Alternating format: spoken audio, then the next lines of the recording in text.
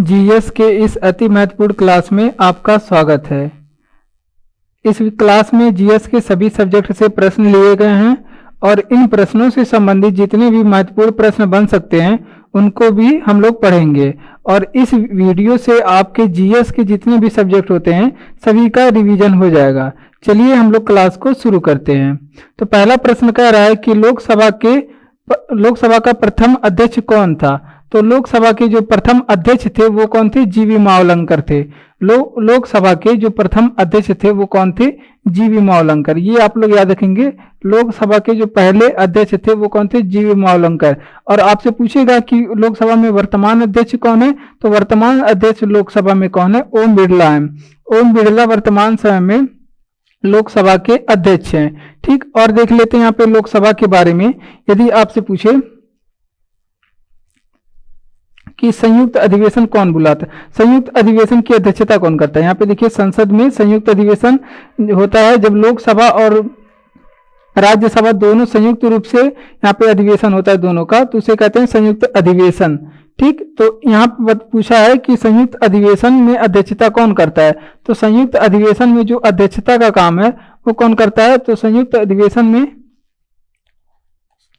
अध्यक्षता लोकसभा स्पीकर करता है। कौन? लोकसभा स्पीकर, या फिर इसे कहते हैं लोकसभा का अध्यक्ष। और संयुक्त अधिवेशन आर्टिकल नंबर कितने में है? तो ये भी आप लोग याद रखेंगे। संयुक्त अधिवेशन जो है आर्टिकल नंबर 108 में है। ठीक, ये आप लोग ध्यान रखेंगे। और धन विधेयक की जांच कौन करता है? ये भी एग्जाम में पूछा गया है। धन विधेयक की जांच कौन करता है? तो धन विधेयक की जांच के बारे में बात करें, धन विधेयक की जांच इसके बात करें तो ये भी कौन करता है? आपके लोकसभा स्पीकर ही करता है, लोकसभा स्पीकर। और इसका धन विधेयक के बारे में चर्चा कितनी है? तो अनुच्छेद ये भी याद रखेंगे, धन विधेयक कितने में दिया गया है? तो अनुच्छेद नंबर 110 में है धन विधेयक। ठीक, और लोकसभा के जितने भी सदस्य होते हैं वो अपना त्यागपत्र किसे देते हैं? ये एग्जाम में पूछा गया है।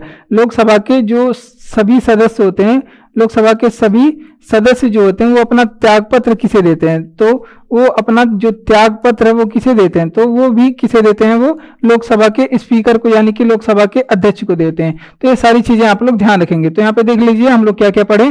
प्रथम लोकसभा का अध्यक्ष कौन था? तो जीवी मावलंकर थे पहले लोकसभा का अध्यक्ष। और वर्तमान समय में लोकसभा के अध्यक्ष कौन है? तो ओम बिरला है वर्तमान समय में लोकसभा के अध्यक्ष। वर्तमान समय में लोकसभा कितने नंबर की चल रही है? 17वीं लोकसभा चल रही है। और लोकसभा जो संयुक्त अधिवेशन होता है, संयुक्त अधिवेशन के बारे में चर्चा अनुच्छेद नंबर 108 में है। और इस संयुक्त अधिवेशन की अध्यक्षता कौन करता है? तो इसकी अध्यक्षता लोकसभा के अध्यक्ष करते हैं। और धन विधेयक जो होता है, ये धन विधेयक की जांच कौन करता है? तो लोकसभा के स्पीकर, यानी कि लोकसभा के अध्यक्ष करते हैं। और अनुच्छेद नंबर कितने में है धन विधेयक? अनुच्छेद नंबर 110 में है धन विधेयक। और लोकसभा के जो सदस्य होते हैं वो अपना त्यागपत्र किसे सौंपते हैं? तो लोकसभा के जो सदस्य होते हैं अपना त्यागपत्र लोकसभा स्पीकर को सौंपते हैं। अगला प्रश्न है, इंपॉर्टेंट प्रश्न, हिस्ट्री से प्रश्न है। कह रहा है कि बुद्ध को ज्ञान की प्राप्ति कहाँ हुई थी? तो यह बोध गया में हुई थी। बुद्ध को ज्ञान की प्राप्ति कहाँ पे? बोध गया में हुआ था। अब यहाँ पे देखिए बुद्ध से संबंधित हम लोग प्रश्न पढ़ेंगे। बोध गया में किस वृक्ष के नीचे आपसे पूछे तो बोधि नामक वृक्ष के नीचे इन्हें ज्ञान की प्राप्ति हुई थी। और आप लोग बताएंगे कि बचपन का नाम इनका क्या था? बचपन का नाम, बुद्ध का बचपन का नाम क्या था? तो बचपन का नाम आप लोग याद रखेंगे सिद्धार्थ था। इनके बचपन का नाम क्या था? सिद्धार्थ इनके बचपन का नाम था। और अगला प्रश्न है कि आप लोग बताएंगे कि इनका जन्म कहाँ पे हुआ था? तो जन्म इनका लुम्बिनी में हुआ था। कहाँ पे? लुम्बिनी में। और लुम्बिनी कहाँ पे पड़ता है? ये नेपाल में पड़ता है। ठीक, अगर आपसे पूछे कि बुद्ध की मृत्यु कहाँ पे हुई थी, तो बुद्ध की मृत्यु कहाँ पे हुई थी? ये आपके कुशीनगर में हुई थी, कुशीनगर। और कुशीनगर कहाँ पे है? उत्तर प्रदेश में कुशीनगर में इनकी मृत्यु हो गई थी। और इनकी गृहत्याग, बुद्ध की गृहत्याग कितने वर्ष की अवस्था में हुई थी? ये भी एग्जाम में पूछा गया है। तो इनकी गृहत्याग 29 वर्ष की अवस्था में हुई थी। और जो गृहत्याग की घटना है उसे क्या कहा जाता है? महाभिनिष्क्रमण कहा जाता है। उन्हें क्या कहा जाता है? महाभिनिष्क्रमण, बुद्ध के घर त्याग की घटना को कहा जाता है। तो ये सारी चीजें भी आप लोग याद रखेंगे। तो यहाँ पे देख लीजिए, साथ में आपसे पूछे कि बुद्ध को ज्ञान की प्राप्ति कहाँ हुई थी? तो बोध गया में हुई थी। बोध गया कहाँ पे है? बिहार में है। और बोधि वृक्ष के नीचे इनको ज्ञान की प्राप्ति हुई थी। और बचपन का नाम इनके सिद्धार्थ था। बुद्ध के बचपन का नाम सिद्धार्थ था। और बुद्ध का जो जन्म है कहाँ पे हुआ था? लुम्बिनी में हुआ था। और लुम्बिनी कहाँ पे पड़ता है? नेपाल में वर्तमान पड़ता है। और बुद्ध की मृत्यु कहाँ पे हुई थी? कुशीनगर में बुद्ध की मृत्यु हुई थी। और उनके गृह त्याग की जो घटना है वो 29 वर्ष की अवस्था में ये अपना गृह त्यागते हैं। और ये गृह त्याग की घटना महाभिनिष्क्रमण कहलाती है। और यहाँ पे देखिए संविधान का प्रश्न, पहले संविधान का प्रश्न लिया गया, फिर यहाँ पे हिस्ट्री आपको मिल गया, फिर संविधान का प्रश्न यहाँ पे आप लोग करने जा रहे हैं। अब देखिए संविधान सभा का अस्थायी अध्यक्ष, तो संविधान सभा के जो अस्थायी अध्यक्ष बनाए गए थे वो सच्चिदानंद सिन्हा बनाए गए थे। कौन? सच्चिदानंद सिन्हा बनाए गए थे अस्थायी अध्यक्ष संविधान सभा के। ठीक, तो यहाँ पे देख लेते हैं हम लोग कुछ बैठक। देखिए संविधान का जो पहला बैठक था कब हुआ था? संविधान सभा के जो पहले बैठक थे वो 9 दिसंबर 1946 को हुआ था। कब? 9 दिसंबर 1946 को। इसमें एक काम हुआ था, इसमें अस्थायी अध्यक्ष बनाए गए थे। कौन? अस्थायी अध्यक्ष। और किसे बनाया गया था अस्थायी अध्यक्ष? ये भी आप लोग याद रखेंगे, सच्चिदानंद सिन्हा को यहाँ पे अस्थायी अध्यक्ष बनाया गया था संविधान सभा के। और इन्हें क्यों अस्थायी अध्यक्ष बनाया गया था सच्चिदानंद सिन्हा को ही? क्योंकि ये संविधान सभा में सबसे बुजुर्ग थे, बुजुर्ग यानी कि सबसे वृद्ध थे, तो इन्हें इनके सम्मान में इन्हें संविधान सभा का अस्थायी अध्यक्ष बना दिया गया था। ठीक, और दूसरा वाला जो बैठक था वो इसके 2 दिन बाद हुआ था। कब हुआ था? यानी कि 11 दिसंबर 1946 को हुआ था। और इसमें एक कार्य हुआ था, इसमें अस्थायी अध्यक्ष बनाया गया था। एक प्रमुख कार्य ये हुआ था कि इसमें अस्थायी अध्यक्ष बनाया गया था डॉक्टर राजेंद्र प्रसाद को। किसे? डॉक्टर राजेंद्र प्रसाद को इसमें अस्थायी अध्यक्ष बनाया गया था। तो ये भी आप लोग याद रखेंगे, डॉक्टर राजेंद्र प्रसाद को इसमें अस्थायी अध्यक्ष बनाया गया था। और तीसरा वाला जो बैठक है वो कब हुआ था? इसके 2 दिन बाद, यानी कि 13 दिसंबर 1946 को। इसमें प्रमुख कार्य क्या हुआ था? इसमें पंडित नेहरू ने, यानी कि पंडित जवाहरलाल नेहरू ने क्या किया था? उद्देश्य प्रस्ताव पेश किया था। क्या? उद्देश्य प्रस्ताव पेश किया था। ये आप लोग ध्यान रखेंगे, क्या किए थे? उद्देश्य प्रस्ताव को पेश किया था। ये सारी चीज आप लोग ध्यान रखेंगे। तो देख लेते हैं यहाँ पे साथ में, आपसे पूछे कि संविधान सभा का अस्थायी अध्यक्ष सच्चिदानंद सिन्हा बनाए गए थे। क्यों बनाए गए थे? देखिए पहला बैठक होता है 9 दिसंबर 1946 को, और इसमें क्या हुआ? संविधान सभा के अस्थायी अध्यक्ष बनाए गए सच्चिदानंद सिन्हा। सच्चिदानंद सिन्हा बनाए गए क्यों? क्योंकि ये बहुत ही ज्यादा बुजुर्ग, वहां पे सभी व्यक्तियों में बुजुर्ग थे, तो इनके सम्मान में इन्हें अस्थायी अध्यक्ष बना दिया गया। अब दूसरी बैठक में अस्थायी अध्यक्ष से तो काम चलेगा नहीं, तो इसके लिए 11 दिसंबर 1946 को दूसरी बैठक होती है, और इसमें इनको डॉक्टर राजेंद्र प्रसाद को अस्थायी अध्यक्ष बनाया गया। और तीसरी जो बैठक होती है वो 13 दिसंबर 1946 को हुई थी, और इसमें पंडित जवाहरलाल नेहरू ने उद्देश्य प्रस्ताव को पेश किया। ये भी आपको पूछा जाएगा कि इसमें उद्देश्य प्रस्ताव को किस बैठक में पेश किया गया? तो तीसरे बैठक में पेश किया गया। राजेंद्र प्रसाद किस बैठक में अस्थायी अध्यक्ष बनाए गए? तो दूसरे बैठक में अस्थायी अध्यक्ष बनाए गए। बढ़ते अपने अगले प्रश्न की ओर।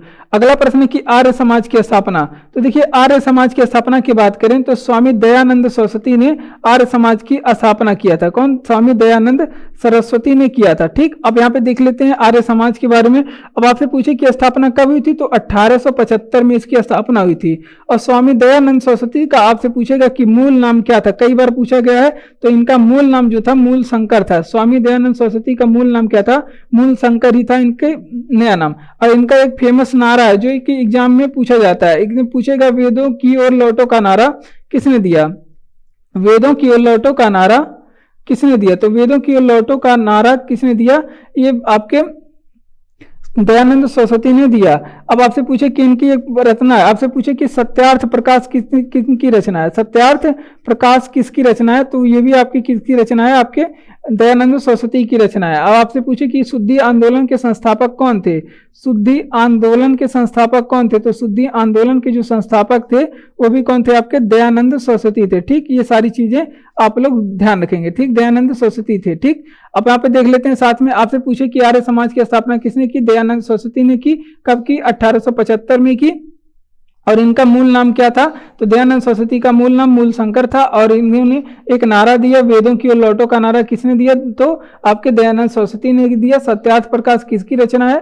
तो ये दयानंद सरस्वती की रचना है, सत्यार्थ प्रकाश। और बात करें शुद्धि आंदोलन के संस्थापक कौन थे? तो शुद्धि आंदोलन के जो संस्थापक थे वो दयानंद सरस्वती थे। ठीक, ये सारी चीजें भी आप लोग ध्यान रखेंगे। कुचिपुड़ी नृत्य शैली कहाँ की है? तो कुचिपुड़ी जो नृत्य शैली है ये आंध्र प्रदेश का है। कहाँ का? आंध्र प्रदेश का ये नृत्य शैली है। और आंध्र प्रदेश के बारे में ध्यान रखेंगे, ये भाषा के आधार पर बनने वाला पहला राज्य था। भाषा के आधार पर ये बनने वाला, भाषा के आधार पर बनने वाला ये पहला राज्य था। ठीक, तो ये भी आप लोग ध्यान रखेंगे। ठीक, तो ये भी आप लोग क्या करेंगे? ध्यान रखेंगे।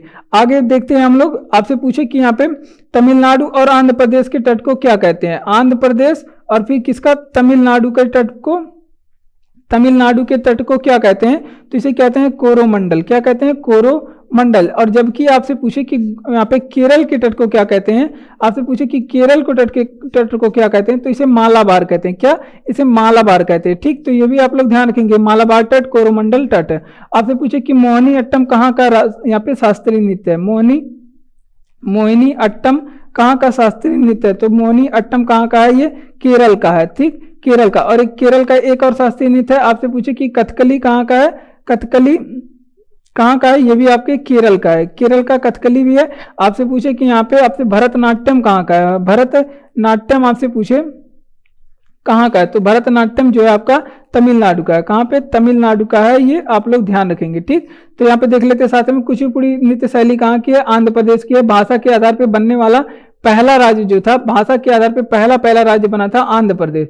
और आंध्र प्रदेश और तमिलनाडु के जो तट हैं उसे क्या कहते हैं, कोरोमंडल कहते हैं। और केरल को तट को क्या कहते हैं, मालाबार कहते हैं। और मोहिनी अट्टम और कथकली कहाँ का शास्त्रीय नृत्य है, ये केरल का शास्त्रीय नृत्य है। और भरतनाट्यम जो है वो कहाँ का है, तमिलनाडु का है। ठीक, तो ये सारी चीजें भी आप लोग ध्यान रखेंगे। बढ़ते हैं अपने अगले प्रश्न की ओर। अगर आपको वीडियो अच्छा लग रहा हो तो वीडियो को लाइक करें, चैनल को सब्सक्राइब करें और हमारे साथ और भी अपने दोस्तों को जोड़ें, और जिससे सभी लोग अच्छे से अपना जीएस की तैयारी कर सके। तो चलिए अपने अगले प्रश्न की ओर बढ़ते हैं। देखिए, पंजाबी भाषा की लिपि कौन सी है, तो जो पंजाबी भाषा की लिपि है वो गुरुमुखी लिपि है। क्या है, पंजाबी भाषा की लिपि गुरुमुखी लिपि है। और गुरुमुखी लिपि की शुरुआत किसने की थी, तो गुरुमुखी लिपि की जो शुरुआत है सिखों के जो गुरु हैं अंगद देव, गुरु अंगद देव ने इसकी शुरुआत की थी। ठीक, अब आपसे पूछेगा कि सिख धर्म की स्थापना किसने की थी, आपसे पूछेगा कि सिख धर्म की जो है स्थापना किसने की थी, तो सिख धर्म की स्थापना के बारे में ध्यान रखेंगे। गुरु नानक ने सिख धर्म की स्थापना किया था। क्या, गुरु नानक ने सिख धर्म की स्थापना किया था। और सिखों के जो पहले गुरु थे वो कौन थे, ये भी एग्जाम के पूछा जाता है। सिखों के पहले गुरु कौन थे, तो गुरु नानक ही थे सिखों के पहले गुरु। ठीक, और सिखों के बारे में यहाँ पे देखेंगे। सिखों का आपसे पूछे कि प्रमुख त्योहार क्या है, तो सिखों का जो प्रमुख त्योहार है वो क्या है, तो सिखों के प्रमुख त्योहार बैसाखी है। क्या है, बैसाखी सिखों का प्रमुख त्योहार है। ठीक, तो ये भी आप लोग ध्यान रखेंगे।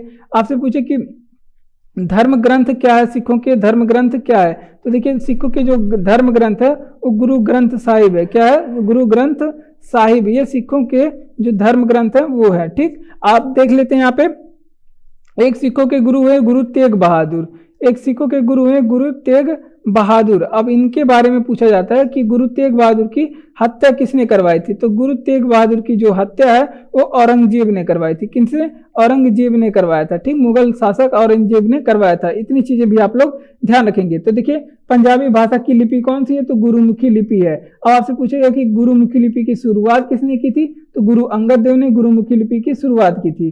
सिख धर्म के स्थापना किसने किया, तो सिख धर्म की स्थापना जो है तो गुरु नानक ने किया। और आपसे पूछे कि गुरु नानक, सिखों के पहले गुरु कौन थे, तो गुरु नानक थे। और यहाँ पे सिखों का प्रमुख त्योहार क्या है, बैसाखी है। और सिखों का धर्म ग्रंथ क्या है, तो गुरु ग्रंथ साहिब सिखों का धर्म ग्रंथ है। और गुरु तेग बहादुर की हत्या किसने करवाई थी, तो गुरु तेग बहादुर की हत्या औरंगजेब ने करवाई थी। इतनी चीजें आप लोग ध्यान रखेंगे। केसर का सर्वाधिक उत्पादन कहाँ पे होता है, तो केसर का सर्वाधिक उत्पादन है वो जम्मू कश्मीर राज्य में। कहाँ पे, जम्मू कश्मीर राज्य में। ठीक, तो ये आप लोग ध्यान रखेंगे। आपसे पूछे कि डल झील कहाँ पे है, डल झील कहाँ पे है। आपसे पूछे कि वूलर झील कहाँ पे है, तो वूलर झील और डल झील कहाँ पे है, ये आपके जम्मू कश्मीर की झीलें हैं, वो डल झील और वूलर झील। अब आपसे पूछे कि भारत की मीठे पानी की सबसे बड़ी झील क्या है, तो भारत की जो मीठे पानी की जो सबसे बड़ी झील है वो क्या है, वूलर झील। ठीक, तो ये भी आप लोग ध्यान रखेंगे। ठीक, और कहाँ पे है, जम्मू कश्मीर राज्य में। ठीक, आपसे पूछे कि यहाँ पे सबसे लंबा सुरंग कौन सा है, सबसे लंबा सुरंग कौन सा है, तो सबसे लंबा जो सुरंग है, जो सबसे लंबा सुरंग है वो कौन सा है आपके, यहाँ पे जवाहर सुरंग है। सबसे लंबा सुरंग कौन है, जवाहर सुरंग है सबसे लंबा सुरंग। ठीक, तो ये भी आप लोग याद रखेंगे। और ये कहाँ पे है, जम्मू कश्मीर में, जम्मू एंड कश्मीर में है। आप बताएंगे कि वैष्णो माता का मंदिर कहाँ पे है, वैष्णो माता का जो मंदिर है वो कहाँ पे है, तो वैष्णो माता का मंदिर भी कहाँ पे है, आपके जम्मू कश्मीर में है। तो ये सारी चीजें भी आप लोग ध्यान रखेंगे। आपसे पूछे कि जोजिला दर्रा कहाँ पे है, जोजिला दर्रा कहाँ पे है, तो ये भी कहाँ पे है, जम्मू कश्मीर में। तो ये सारी प्रश्न आप लोग ध्यान रखेंगे। तो देख लेते हैं यहाँ पे साथ में। आपसे पूछे कि केसर का सर्वाधिक उत्पादन करने वाला राज्य जम्मू कश्मीर है, या फिर आपको कश्मीर ऑप्शन में मिल सकता है, केसर का सर्वाधिक उत्पादन होता है। आपसे पूछे डल झील कहाँ पे है, तो जम्मू कश्मीर में ही डल झील है। आपसे पूछे कि वूलर झील कहाँ पे है, तो जम्मू कश्मीर में ही वूलर झील है। आपसे पूछे भारत की सबसे बड़ी मीठे पानी की झील कौन सी है, तो वूलर झील हो जाएगी भारत की मीठे पानी की। सबसे लंबा सुरंग जवाहर सुरंग है कहाँ पे, जम्मू कश्मीर में। वैष्णो माता मंदिर कहाँ पे है, जम्मू कश्मीर में। जोजिला दर्रा कहाँ पे है, जम्मू कश्मीर राज्य में है। इंसुलिन का प्रयोग किसमें किया जाता है, तो इंसुलिन का जो प्रयोग है वो मधुमेह के उपचार में किया जाता है, मधुमेह के उपचार में किया जाता है। और मधुमेह क्या होता है, जिसे गांव में क्या बोलते हैं, शुगर बोलते हैं, तो मधुमेह के उपचार में किया जाता है। और आपसे पूछे कि इंसुलिन का निर्माण कौन सी अंग करती है, इंसुलिन का निर्माण कौन सी ग्रंथि करती है, तो इंसुलिन का जो निर्माण है वो अग्नाशय करती है, अग्नाशय इंसुलिन का निर्माण करती है। ठीक, इंसुलिन का स्राव क्या करती है, अग्नाशय करती है। और इंसुलिन का कार्य क्या होता है, तो ये रक्त में शर्करा को नियंत्रित करता है, रक्त में क्या करता है, शर्करा को नियंत्रित करता है, यानी कि चीनी की मात्रा को यहाँ पे नियंत्रित करता है। ठीक, तो ये आप लोग ध्यान रखेंगे कि ये रक्त में शर्करा की मात्रा को नियंत्रित करता है। और एक चीज आप लोग यहाँ पे देखेंगे, आपसे पूछेगा कि इंसुलिन की खोज किसने की थी, तो इंसुलिन की जो खोज है एफ बेंटिंग ने किया था, इंसुलिन की खोज एफ बेंटिंग ने किया था। और आपसे पूछे कि अगर कि इंसुलिन का अतिश्रवण क्या कहलाता है, इंसुलिन का अतिश्रवण क्या कहलाता है, तो हाइपोग्लाइसीमिया कहलाता है। इंसुलिन की अतिश्रवण हाइपोग्लाइसीमिया कहलाता है। ठीक, तो ये भी आप लोग ध्यान रखेंगे। ठीक, तो यहाँ पे देखिए अब सारे प्रश्न को देख लेते हैं हम लोग साथ में। आपसे पूछे कि इंसुलिन का प्रयोग कहाँ पे होता है, तो मधुमेह के उपचार में, जो आपके शुगर होता है, शुगर के उपचार में इंसुलिन का प्रयोग होता है। इंसुलिन का निर्माण कहाँ पे होता है, तो अग्नाशय में होता है इंसुलिन का निर्माण। इंसुलिन की खोज किसने की थी, एफ बेंटिंग ने किया था। इंसुलिन का खोज कई बार पूछा गया है। और इंसुलिन का कार्य क्या होता है, तो रक्त में शर्करा की मात्रा को नियंत्रण करना। और इंसुलिन का अतिश्रवण यानी कि अधिक स्राव होने से क्या होता है, हाइपोग्लाइसीमिया वो कहलाता है। ठीक, अब अगले प्रश्न की ओर बढ़ते हैं। कांग्रेस का प्रथम अध्यक्ष कौन था, तो जो कांग्रेस के प्रथम अध्यक्ष थे वो व्योमेश चंद्र बनर्जी थे। कौन, व्योमेश चंद्र बनर्जी थे। ठीक, तो ये भी आप लोग ध्यान रखेंगे, कांग्रेस के पहले अध्यक्ष थे। तो यहाँ पे कांग्रेस के कुछ अधिवेशन के बारे में हम लोग देख लेते हैं। देखिए, अगर आपसे पूछे कि कांग्रेस का जो पहला वाला अधिवेशन है, कांग्रेस का पहला अधिवेशन ये कब हुआ था, तो ये 1885 में हुआ था, 1885 में। और आपसे पूछेगा कि कांग्रेस की स्थापना किसने की थी, तो कांग्रेस की जो स्थापना है ए ह्यूम ने किया था। कौन, कांग्रेस की स्थापना ए ह्यूम ने किया था। पहला अधिवेशन 1885 में हुआ था। और कहाँ पे हुआ था, ये मुंबई में हुआ था, मुंबई में हुआ था। इसमें अध्यक्ष बनाए गए थे कौन, व्योमेश चंद्र बनर्जी। इसमें कांग्रेस के पहले अध्यक्ष कौन बनाए गए थे, व्योमेश चंद्र बनर्जी। तो ये भी आप लोग ध्यान रखेंगे। ठीक, और इनकी विशेषता क्या है, ये कांग्रेस के पहले अध्यक्ष थे। ठीक, और दूसरा वाला जो अधिवेशन हुआ इसके एक साल बाद यानी कि 1886 में हुआ। और ये भी कहाँ पे हुआ था, ये आपके कोलकाता में हुआ था। कहाँ पे, कोलकाता में हुआ था। कांग्रेस का दूसरा जो अधिवेशन है वो कहाँ पे हुआ था, ये कोलकाता में हुआ था। और यहाँ पे क्या किया गया था, इसमें अध्यक्ष बने थे दादा भाई नौरोजी। कौन, दादा भाई नौरोजी अध्यक्ष बने थे। और ये कैसे अध्यक्ष थे, ये पहले पारसी अध्यक्ष थे, ये कैसे, पहले पारसी अध्यक्ष थे। ठीक, तो ये आप लोग ध्यान रखेंगे। और तीसरा जो अधिवेशन है कांग्रेस का, ये 1887 में हुआ। 1887 में कहाँ पे हुआ था, मद्रास में हुआ था। और इसमें क्या विशेषता है इसकी, तो इसमें अध्यक्ष बनाए गए थे आपके कौन, बदरुद्दीन अली तैयब।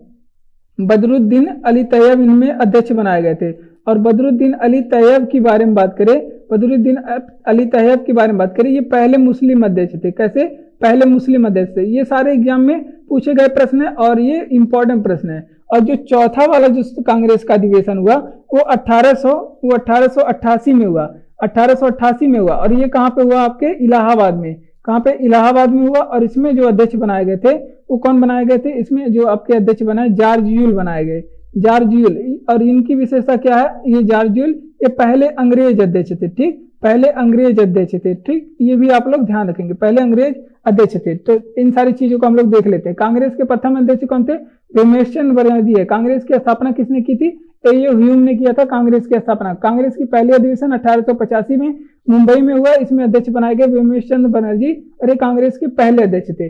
दूसरा अधिवेशन हुआ 1886 में कोलकाता में हुआ और इसमें अध्यक्ष बनाए गए दादा भाई नौरोजी और ये कांग्रेस के पारसी अध्यक्ष थे, पहले पारसी अध्यक्ष।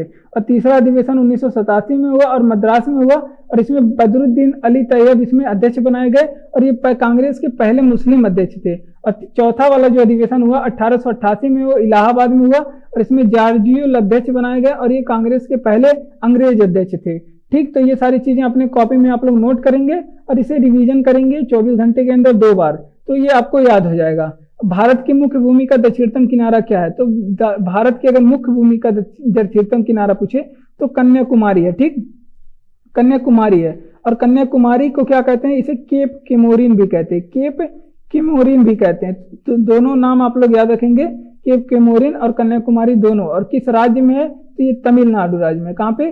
तमिलनाडु राज्य में। दोनों नाम इसलिए याद रखेंगे क्योंकि कभी कभी एक नाम ना पूछ के दूसरा वाला नाम पूछ लेता है। अब यहाँ पे देख लेते हैं, यहाँ पे उत्तरी और दक्षिणी विस्तार यहाँ पे भारत का देख लेते हैं। तो जो भारत का उत्तरी विस्तार है, यहाँ पे उत्तर है, यहाँ पे पूर्व है और नीचे क्या कौन सी दिशा है? दक्षिण है, आप सभी जानते हैं। और यहाँ पे कौन सी दिशा है? पश्चिम है। तो आपसे पूछे कि जो उत्तरी विस्तार है वो क्या है?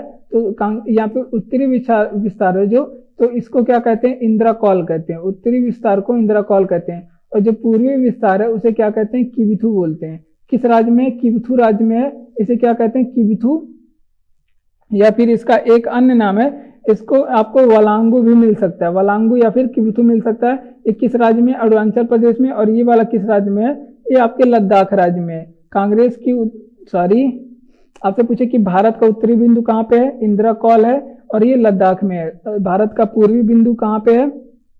तो किबिथु है, अरुणाचल प्रदेश में है। भारत का दक्षिणी बिंदु क्या? मुख्य भूमि का दक्षिणी बिंदु पूछेगा तो Kanyakumari, cap Comorin, Tamil Nadu.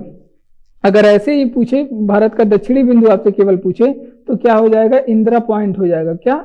Indira point हो जाएगा। और इंदिरा पॉइंट यहाँ पे किस द्वीप पे है? तो इंदिरा पॉइंट जो है आपके अंडमान निकोबार द्वीप पे, अंडमान एंड निकोबार द्वीप पे। और इस पश्चिमी वाला जो है आपको, तो इसे क्या कहते हैं? गौहर माथा कहते हैं, गौहर माथा कहते हैं।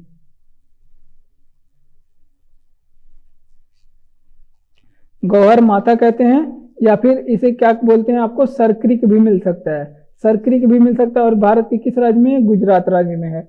तो देख लेते हैं, उत्तरी विस्तार इंदिरा कॉल और लद्दाख में है। और यहाँ पे पूर्वी विस्तार जो है भारत का वो किबिथु या फिर आपको वलांगू मिल सकता है। किस राज्य में है? अरुणाचल प्रदेश में। दक्षिणी विस्तार क्या है? इंदिरा पॉइंट है और ये अंडमान निकोबार द्वीप पे, ग्रेट निकोबार द्वीप पे है, ग्रेट निकोबार द्वीप पे है, देख लिए। और यहाँ पे पश्चिमी विस्तार आपसे पूछे कि तो आपको गौहर माथा या फिर सरक्रिक मिल सकता है, ये भारत के गुजरात राज्य में है। बढ़ते हैं अपने अगले प्रश्न की ओर। अगला प्रश्न है कि गांधी जी किसे अपना राजनीतिक गुरु मानते थे? तो गोपाल कृष्ण गोखले को गांधी जी अपना राजनीतिक गुरु मानते थे। गोपाल कृष्ण गोखले को अपना राजनीतिक गुरु मानते थे। तो ये आप लोग ध्यान रखेंगे। और आपसे पूछेंगे कि गांधी जी का पहला सत्याग्रह कब हुआ? गांधी जी का जो पहला सत्याग्रह है वो कब शुरू हुआ? तो पहला अगर पूछे तो आप लोग बताएंगे कि 1906 में हुआ था। और कहाँ पे हुआ था?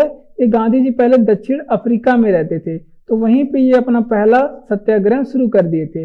और लेकिन आपसे पूछे कि गांधी जी का भारत में पहला सत्याग्रह कब हुआ था? गांधी जी का भारत में पहला सत्याग्रह कब हुआ था? तब आप बताएंगे कि गांधी जी का जो भारत में पहला सत्याग्रह हुआ वो 1917 में हुआ था। और कहाँ पे? चंपारण में हुआ था। और चंपारण है कहाँ पे? तो ये चंपारण बिहार में है। ठीक, बिहार में ये हुआ था। और आपसे अगर पूछे कि गांधी जी ने असहयोग आंदोलन कब शुरू किया? असहयोग आंदोलन कब शुरू किया था?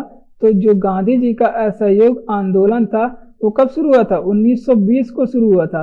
फिर आगे चल के पूछा जाता है इसे स्थगित क्यों किया गया और कब किया गया? तो चौरी चौरा कांड हुआ था, चौरी चौरा कांड हुआ था। और इसके चलते, तो चौरी चौरा कांड इसके चलते, और ये चौरी चौरा कांड कहाँ पे? ये गोरखपुर जिले में पड़ता है।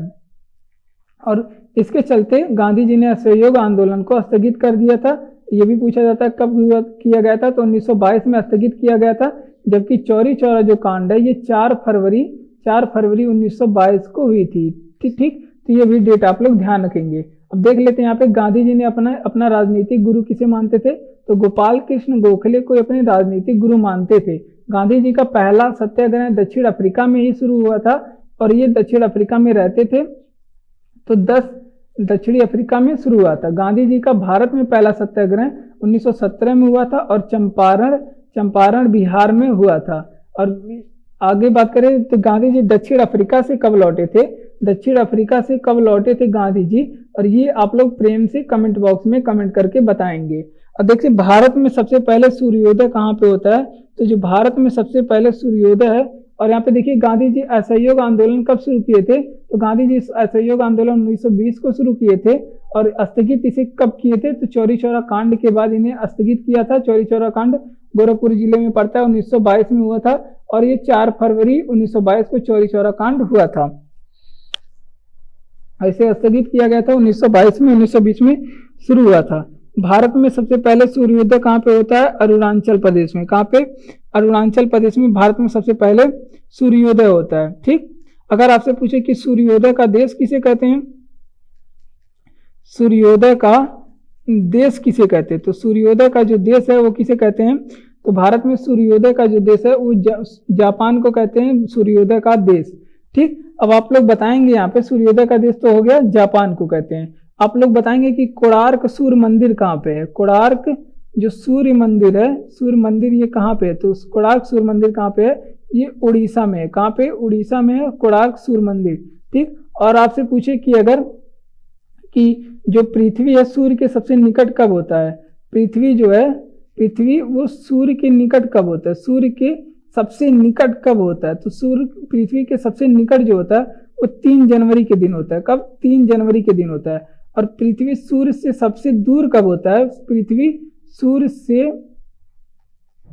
से सबसे दूर कब होता है, तो सूर्य से सबसे दूर जो होता है वो 4 जुलाई के दिन होता है। कब, 4 जुलाई के दिन होता है। तो ये भी एग्जाम का, ये भी आपके जियोग्राफी का प्रश्न है, इसे भी आप लोग साथ में याद रखिएगा। सूर्य से संबंधित था तो हमने सोचा लाइए इसे भी बताते हैं। तो देखिए अरुणाचल प्रदेश में सबसे पहले सूर्योदय होता है, और बात करते हैं सूर्योदय का देश जापान को कहते हैं, कई बार हम ही बताएं आप लोग को। कोणार्क सूर्य मंदिर उड़ीसा में स्थित है। सूर्य पृथ्वी के सबसे निकट कब होता है, तो 3 जनवरी के दिन होता है। और पृथ्वी सूर्य के सबसे दूर कब होती है, तो ये 4 जुलाई के दिन होती है। ये डेट भी आप लोग दोनों याद रखेंगे। बिहू कहाँ पे है, ये असम का त्योहार है। बिहू असम में मनाया जाने वाला त्योहार है। आपसे पूछे कि पोंगल कहाँ पे मनाते हैं, पोंगल तमिलनाडु में मनाते हैं, पोंगल तमिलनाडु में मनाते हैं। और आपसे पूछे कि ओणम कहाँ पे, वहीं पे आपसे पूछे कि ओणम कहाँ पे मनाते हैं, तो ये आपके केरल में मनाते हैं। ओणम जो है केरल में मनाते हैं। आपसे पूछे कि नवरोज कहाँ पे मनाते हैं, नवरोज तो ये पारसियों का प्रमुख त्योहार है। तो ये पारसी समुदाय के लोग, पारसी समुदाय को लोग इन्हें मनाते हैं। ठीक, तो ये भी आप लोग ध्यान रखेंगे। तो बढ़ते हैं, यहाँ पे देख लीजिए साथ में। आपसे पूछे कि बिहू, पोंगल कहाँ पे मनाते हैं, तमिलनाडु में। बिहू कहाँ पे मनाते हैं, असम में। ओणम कहाँ पे मनाते हैं, केरल में। और पारसियों का प्रमुख त्योहार क्या है, नवरोज है। बढ़ते हैं अपने अगले प्रश्न की ओर। अगला प्रश्न है कि अंतरराष्ट्रीय शांति एवं सुरक्षा को बनाए रखने की जिम्मेदारी किसे है, तो यूएनओ के जो सुरक्षा परिषद है इसकी जिम्मेदारी किसे, यूएनओ की जो सुरक्षा परिषद है इसकी जिम्मेदारी है। और यूएनओ की जो सुरक्षा परिषद है इसके बारे में हम लोग देखेंगे। तो जो सुरक्षा परिषद है, अंतरराष्ट्रीय शांति और सुरक्षा की बात कर रहा है, तो जो यूएनओ की सुरक्षा परिषद है इसमें सदस्य टोटल कितने हैं, तो इसमें सदस्यों की बात करें, यहाँ पे सदस्यों से ही प्रश्न पूछा जाता है। इसमें टोटल सदस्य कितने, 15 सदस्य हैं, जिसमें से 5 ऐसे सदस्य हैं जो अस्थायी सदस्य हैं, 5 ऐसे सदस्य हैं जो अस्थायी सदस्य हैं, और इसमें 10 ऐसे सदस्य हैं जो अस्थायी सदस्य हैं। कैसे, अस्थायी सदस्य हैं। ठीक, और अस्थायी सदस्य का पूछा जाता है कि कार्यकाल कितना होता है, कार्यकाल कितना होता है, तो अस्थायी सदस्य का जो कार्यकाल है ये 2 वर्ष का होता है। कितने वर्ष का, 2 वर्ष का इनका कार्यकाल होता है। और इसमें अस्थायी सदस्य से क्या पूछा जाता है कि कौन कौन यहाँ पे अस्थायी सदस्य हैं, तो एक आपको हो जाएगा रूस हो जाएगा, एक आपका हो जाएगा ब्रिटेन हो जाएगा, एक अमेरिका हो जाएगा, और एक आपका हो जाएगा फ्रांस, और एक हो जाएगा चीन। ये यहाँ पे यूएनओ के अस्थायी सदस्य हैं। इतने देश यूएनओ के अस्थायी सदस्य हैं। और जो अस्थायी सदस्य होते हैं इनके पास कौन सा पावर होता है, तो इनके पास कौन सा पावर होता है, वीटो का पावर, वीटो पावर होता है इनके पास। ठीक, तो ये भी आप लोग ध्यान रखेंगे। तो देख लेते हैं यहाँ पे साथ में। आपसे पूछे कि अंतरराष्ट्रीय शांति एवं सुरक्षा बनाए रखने की जिम्मेदारी किसकी है, तो यूएनओ के सुरक्षा परिषद की है अंतरराष्ट्रीय सुरक्षा की जिम्मेदारी बनाए रखने की। उसमें कितने टोटल सदस्य हैं, टोटल 15 सदस्य हैं। 2 तरह के सदस्य इसमें होते हैं, जो कि 5 सदस्य अस्थायी सदस्य, जिसमें रूस हो गया, ब्रिटेन हो गया, और यूएसए हो गया, यानी कि अमेरिका, फ्रांस, चीन। और अस्थायी सदस्य कितने हैं, 10 सदस्य हैं। और जो अस्थायी सदस्य हैं उनके पास वीटो पावर होता है। और कार्यकाल कितने वर्ष का होता है, अस्थायी सदस्यों का 2 वर्षों का कार्यकाल होता है। आंवले में उपस्थित होता है, तो आंवले में प्रचुर मात्रा में जो विटामिन होता है वो सी होता है। आंवले में प्रचुर मात्रा में विटामिन सी होता है। आपसे पूछेगा कि विटामिन डी किस में होती है, तो सूर्य के प्रकाश में होता है विटामिन डी। किसमें? सूर्य के प्रकाश में। तो ये भी आप लोग ध्यान रखेंगे। और आपसे पूछे कि यहाँ पे बेरी रोग किसकी कमी से होता है, बेरी रोग किस विटामिन की कमी से होता है, तो बेरी रोग ये विटामिन बी की कमी से होता है बेरी रोग। और स्कर्वी किस विटामिन की कमी से होता है, स्कर्वी रोग, तो ये स्कर्वी विटामिन सी की वजह से होता है, विटामिन सी की वजह से वो स्कर्वी रोग होता है। आपसे पूछे कि बांझपन किस विटामिन की कमी से होता है, बांझपन यानी कि नापुंसकता, ठीक, तो ये किस विटामिन की कमी से होता है, तो ई विटामिन की कमी से होता है। आप लोग ध्यान दीजिएगा, विटामिन ई की कमी से क्या होता है, बांझपन नामक रोग होता है। आपसे पूछे कि रतौंधी किसकी कमी से होता है, रतौंधी किस विटामिन की कमी से होता है, तो रतौंधी विटामिन ए की कमी से होता है रतौंधी, ठीक। तो ये सारी चीजें भी आप लोग ध्यान रखेंगे। आंवले में उपस्थित विटामिन सी है, और जो सूर्य के प्रकाश में जो उपस्थित विटामिन है वो क्या है, विटामिन डी है। और विटामिन बेरी से कौन सा रोग होता है, विटामिन बी की कमी से होता है। और स्कर्वी रोग किसकी कमी से होता है, विटामिन सी की कमी से होता है। बांझपन रोग किसकी कमी से, विटामिन ई की कमी से होता है। और यहाँ पे सबकी कमी दिखा दीजिएगा। और रतौंधी किस विटामिन की कमी से, विटामिन ए की कमी से होता है। तो ये सारी चीजें आप लोग ध्यान रखेंगे। बढ़ते हैं अपने अगले प्रश्न की ओर। अगला प्रश्न है कि विधवा पुनर्विवाह कानून किसके प्रयासों से बनाया गया, तो ईश्वर चंद्र विद्यासागर, इसमें बहुत ही ज्यादा इनका योगदान है।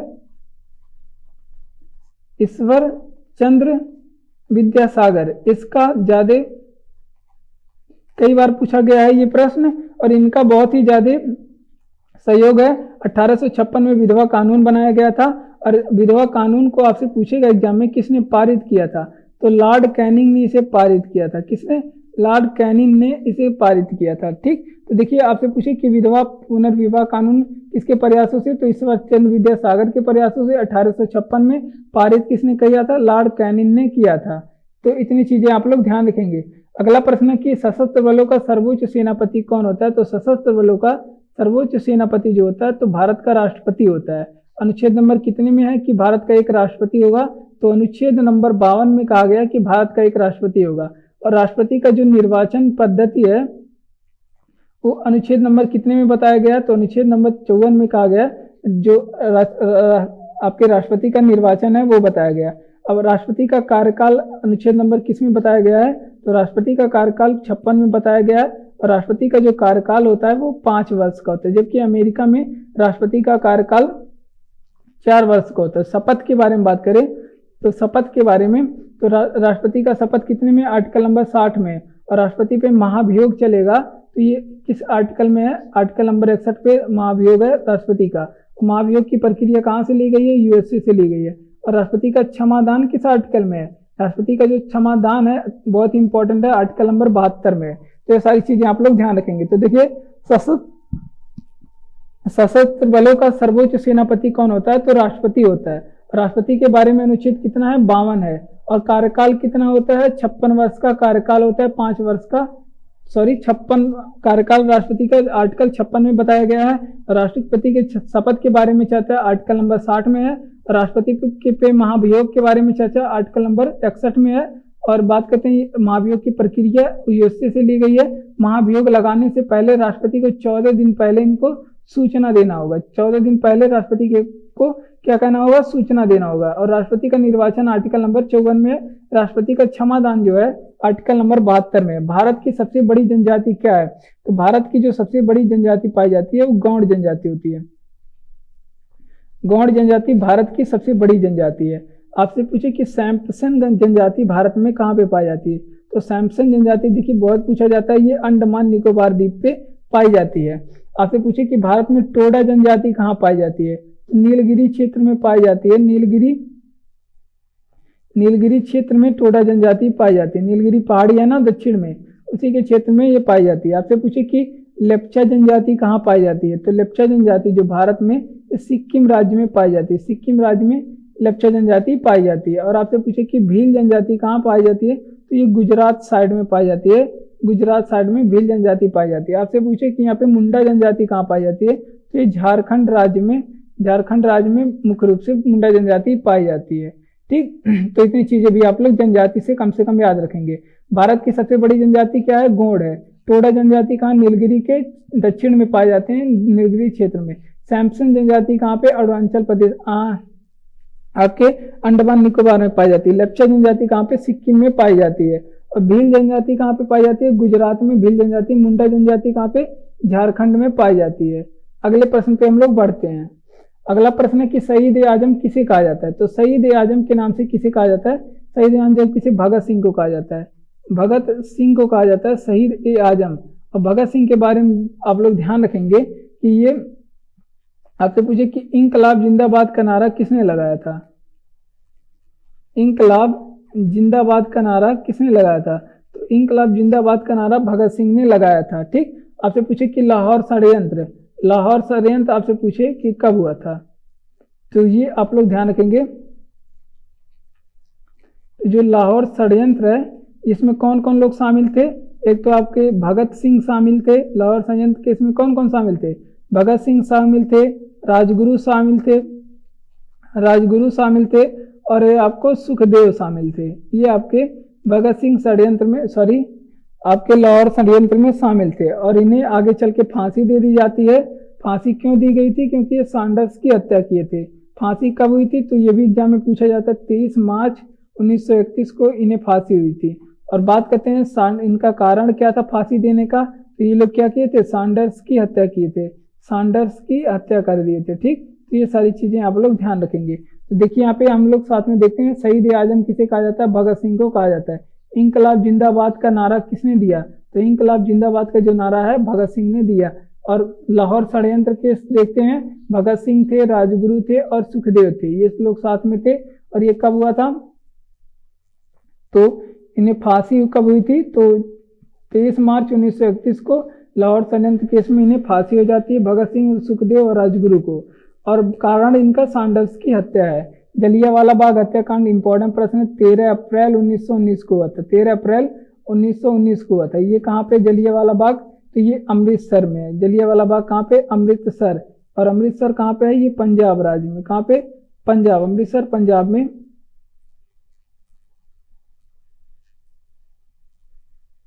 पंजाब राज्य में है। तो यहाँ पे देखिए आप लोग से पूछेगा कि अमृतसर की स्थापना किसने की थी? अमृतसर की जो स्थापना है वो किसने की थी? तो सिखों के जो गुरु थे गुरु रामदास ने इनकी स्थापना की थी।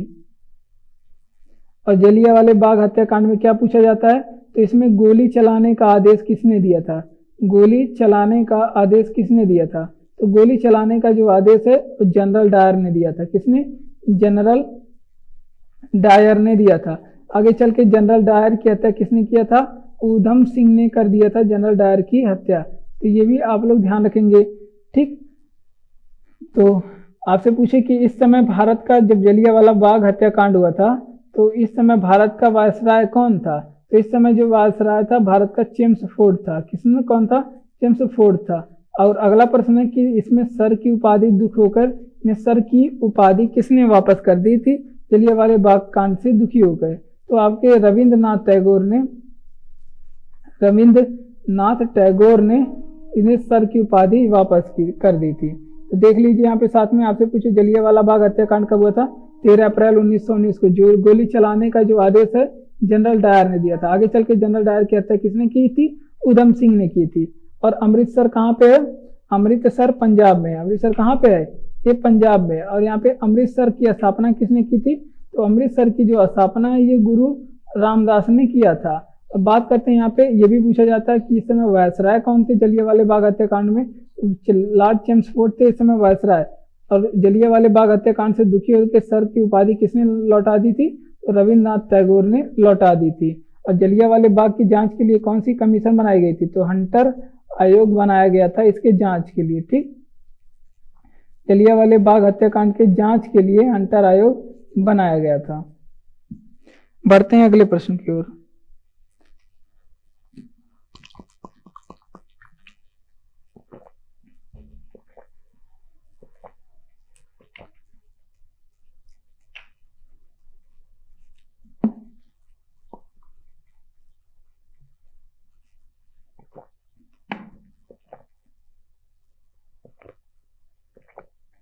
सॉरी। तो देखिए प्रश्न है कि सबसे पहले सहायक संधि किस राज्य के शासक ने की।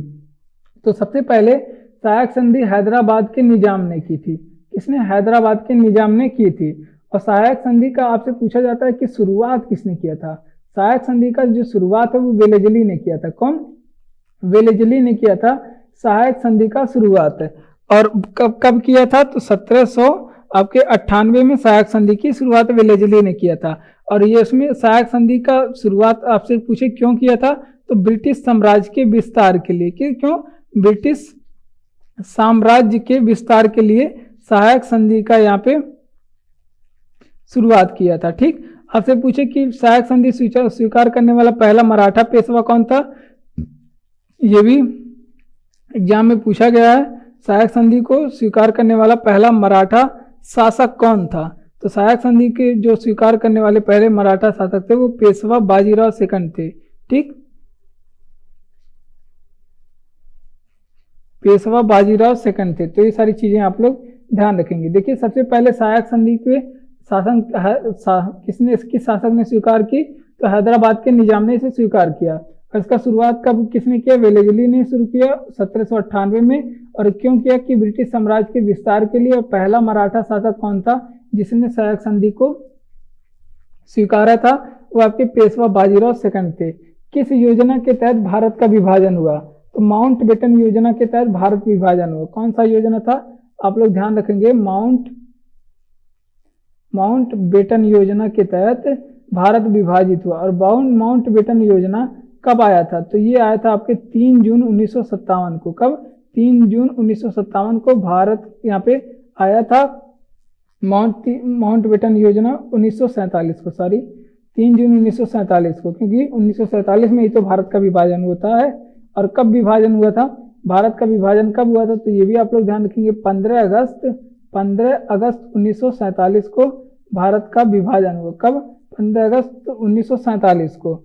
और यहाँ पे आपसे पूछा जाएगा कि भारत जब विभाजन हुआ था तो यहाँ पे कांग्रेस के अध्यक्ष कौन थे? भारत जब विभाजित हुआ था तो कांग्रेस के अध्यक्ष इस समय कौन थे? तो भारत विभाजन के समय कांग्रेस के अध्यक्ष कौन थे? तो जीवी कृपलानी को याद रखेंगे, जीवी कृपलानी यहाँ पे अध्यक्ष थे। और 15 अगस्त को हम लोग कौन सा दिवस मनाते हैं? स्वतंत्रता दिवस।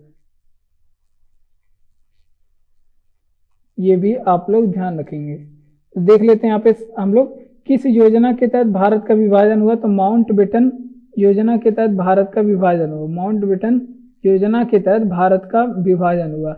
और आपसे पूछे कि कब हुआ? 3 जून 1947 को माउंट बेटन योजना आया। ठीक, और विभाजन कब हुआ? 15 अगस्त 1947 को। और बात करते हैं स्वतंत्रता की, तो स्वतंत्रता दिवस कब मनाया जाता है? 15 अगस्त के दिन मनाया जाता है। इस समय कांग्रेस के जो अध्यक्ष थे जब भारत विभाजन हुआ था, जेबी कृपलानी। भारत की पहली महिला शासिका कौन थी? तो भारत की जो पहली महिला शासिका थी वो रजिया सुल्तान थी। कौन? रजिया सुल्तान थी।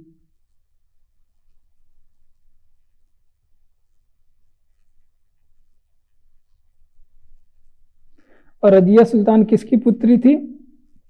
ये रजिया सुल्तान किसकी पुत्री थी? इल्तुतमिश की पुत्री थी। किसकी? इल्तुतमिश की पुत्री थी। या फिर इसे क्या कहा जाता है? अल्तमश कहा जाता है। क्या? अल्तमश कहा जाता है। इल्तुतमिश का दूसरा नाम अल्तमश था। रजिया सुल्तान का आपसे पूछे कि मकबरा कहाँ पे बना हुआ है? रजिया सुल्तान का जो मकबरा है कैथल में बना हुआ है। कहाँ पे? कैथल में। बढ़ते हैं यहाँ पे, देखिए आपसे पूछे कि भारत की पहली महिला शासिका कौन थी? तो रजिया सुल्तान थी भारत की पहली महिला शासिका।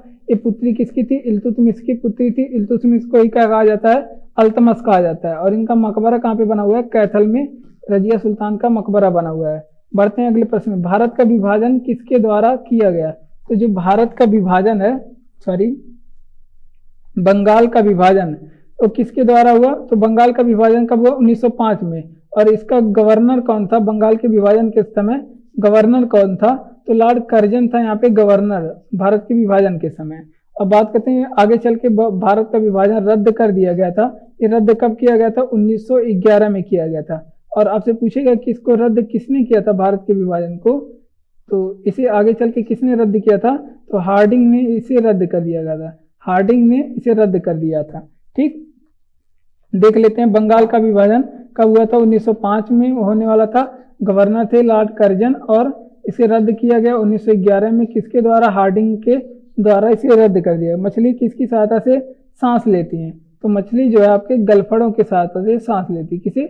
गलफड़ों के सहायता से मछलियां सांस लेती हैं। और बात करते हैं यहाँ पे सबसे विशालतम स्तनधारी क्या है?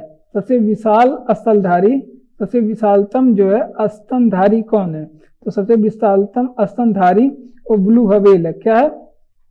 ब्लू व्हेल है। ठीक। और बात करते हैं, आपसे पूछे कि गुलाबी क्रांति का संबंध किससे है? गुलाबी क्रांति का संबंध किससे है? तो ये भी आपके झींगा पालन से। किसका? झींगा मछली से संबंधित है। क्या?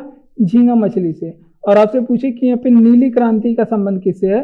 नीली क्रांति का संबंध जो है किससे है? तो ये अपने मछली पालन से है, मछली से, मछली उत्पादन से है।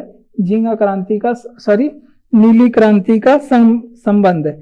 आपसे पूछे कि प्रसिद्ध जो ग्रांड बैंक है, ग्रांड बैंक या फिर प्रसिद्ध डोनर बैंक है, डोनर बैंक ये कहाँ का है? ये अटलांटिक महासागर में। कहाँ पे? अटलांटिक महासागर में। तो ये भी आप लोग ध्यान रखेंगे, अटलांटिक महासागर में है। और ये संबंधित किससे? यहाँ पे मछली का उत्पादन किया जाता है। ग्रांड बैंक और डोनर बैंक में मछली का क्या किया जाता है? उत्पादन किया जाता है। तो ये भी आप लोग ध्यान रखेंगे। तो देख लेते हैं साथ में। आपसे पूछे कि मछली किसकी सहायता से सांस लेती है? गलफड़ों की सहायता से सांस लेती है। और संसार का सबसे विशालतम स्तनधारी क्या है? तो ब्लू व्हेल है। और ब्लू व्हेल क्या है? एक मछली है, एक मछली है ब्लू व्हेल। ठीक। जल में, महासागरों में पाई जाती है। गुलाबी क्रांति का संबंध किससे है? तो झींगा मछली उत्पादन से है। नीली क्रांति का संबंध किससे है? तो मछली उत्पादन से है। बात करते हैं ग्रांड बैंक और डोनर बैंक, ये क्या है? तो ये भी आपके अटलांटिक महासागर में है। यहाँ पे भी मछली का उत्पादन किया जाता है बहुत अधिक मात्रा में। ठीक। तो ये भी आप लोग ध्यान रखेंगे। अगले प्रश्न पे, तो इन चीजों पे भी आप लोग ध्यान दीजिए। चैनल को सब्सक्राइब करिए, वीडियो को लाइक करिए, अगर अच्छा लग रहा हो तो शेयर करिए वीडियो को अपने और भी दोस्तों में, और जितने भी ग्रुप हैं, जितने भी ग्रुप में आप जुड़े हुए हैं सभी पे शेयर करिए। देखिए जनरल डायर की हत्या किसने की थी? तो आगे चल के जनरल डायर की जो हत्या है वो ऊधम सिंह ने कर दिया था। ऊधम सिंह ने जनरल डायर की हत्या कर दिया था। और जो जनरल डायर था ये किससे जुड़ा था? ये हमने बताया कि जो जनरल डायर था ये जलियांवाला बाग हत्याकांड से जुड़ा हुआ था। जलियांवाला बाग हत्याकांड से जुड़ा हुआ था। कब हुआ था? 13 अप्रैल, जलियांवाला बाग हत्याकांड 13 अप्रैल 1919 को हुआ था। अमृतसर पंजाब में हुआ था। इस समय जो वायसराय थे जेम्स फोर्ड थे। और गोली चलाने इस पे जांच के लिए कौन सी समिति बनाई गई थी? जांच के लिए हंटर आयोग बनाया गया था। कौन सा? हंटर आयोग बनाया गया था। तो ये भी आप लोग ध्यान रखेंगे। तो देख लेते हैं साथ में। आपसे पूछे कि जनरल डायर की हत्या किसने की थी? ऊधम सिंह ने किया। जनरल डायर की हत्या अच्छा किया। और बात करते हैं जलियांवाला बाग हत्याकांड से संबंधित है जनरल डायर। 13 अप्रैल 1919 को हुआ था जलियांवाला बाग हत्याकांड। डेट बहुत ही इंपॉर्टेंट है। इसकी जांच के लिए हंटर आयोग बनाया गया था। टेलीविजन का आविष्कार किसने किया था? लोगी बेयर्ड ने किया था। टेलीविजन का आविष्कार किसने? लोगी बेयर्ड ने किया था। आपसे पूछे कि कंप्यूटर का आविष्कार किसने किया था? आपसे पूछे कि कंप्यूटर का आविष्कार किसने किया था? तो ये भी आप लोग ध्यान रखेंगे, चार्ल्स बेबेज ने किया था। कंप्यूटर का आविष्कार चार्ल्स बेबेज ने किया था। और आपसे पूछे कि यहाँ पे एक्सरे का खोज किसने किया था? एक्सरे का खोज किसने किया था? तो रांटजन महोदय ने किया था। रांटजन ने किया था एक्सरे की खोज। आपसे पूछे कि दूरबीन का आविष्कार किसने किया था? दूरबीन का आविष्कार किसने किया था? तो गैलीलियो ने किया था। दूरबीन का आविष्कार किसने? गैलीलियो ने किया था दूरबीन का आविष्कार। ठीक। तो ये भी आप लोग ध्यान रखेंगे। आपसे पूछे कि टेलीफोन का आविष्कार किसने किया था? ये टेलीफोन बहुत ही ज्यादा इंपॉर्टेंट डिवाइस है। टेलीफोन का आविष्कार किसने किया था? तो ग्राहम बेल ने किया था टेलीफोन का खोज आविष्कार। तो देख लेते हैं साथ में। आपसे पूछे कि टेलीविजन का आविष्कार लोगी बेयर्ड ने किया था। आपसे पूछे कंप्यूटर का आविष्कार किसने किया था? चार्ल्स बेबेज ने किया था। एक्सरे का खोज किसने किया था? तो रांटजन ने किया था। दूरबीन का खोज किसने किया था? दूरबीन का आविष्कार गैलीलियो ने किया था। टेलीफोन का आविष्कार किसने किया था? तो ग्राहम बेल ने किया था। कागज का आविष्कार किसने किया था? चीन ने किया था कागज का आविष्कार। और ऐसा कौन सा देश है जिसके साथ सर्वाधिक देशों की सीमा लगती है? तो सर्वाधिक असली सर्वाधिक देशों की सीमा किस देशों की लगती है? तो सर्वाधिक किस देश की असली सीमा लगती है? तो चीन की लगती है सर्वाधिक 14 देशों के साथ सीमा। सर्वाधिक 14 देशों के साथ सीमा लगती है। अब बात करते हैं चीन की जो मुद्रा है क्या है, तो चीन की जो मुद्रा है युआन है। क्या है चीन की मुद्रा? युआन है। और चीन और भारत के बीच में कौन सी रेखा है? तो मैकमोहन रेखा है चीन और भारत के बीच में। किसकी? कौन सी रेखा? मैकमोहन रेखा। ये कहाँ पे है? चीन एंड भारत के बीच में। कई बार एग्जाम में पूछा गया है, तो ये सारी चीजें तो आप लोग याद रखेंगे। जो बार बार पूछा जाए प्रश्न वो कम से कम आप लोग याद रखेंगे। अब देखिए यहाँ पे पंचशील समझौता है। पंचशील समझौता, तो ये समझौता कब हुआ था?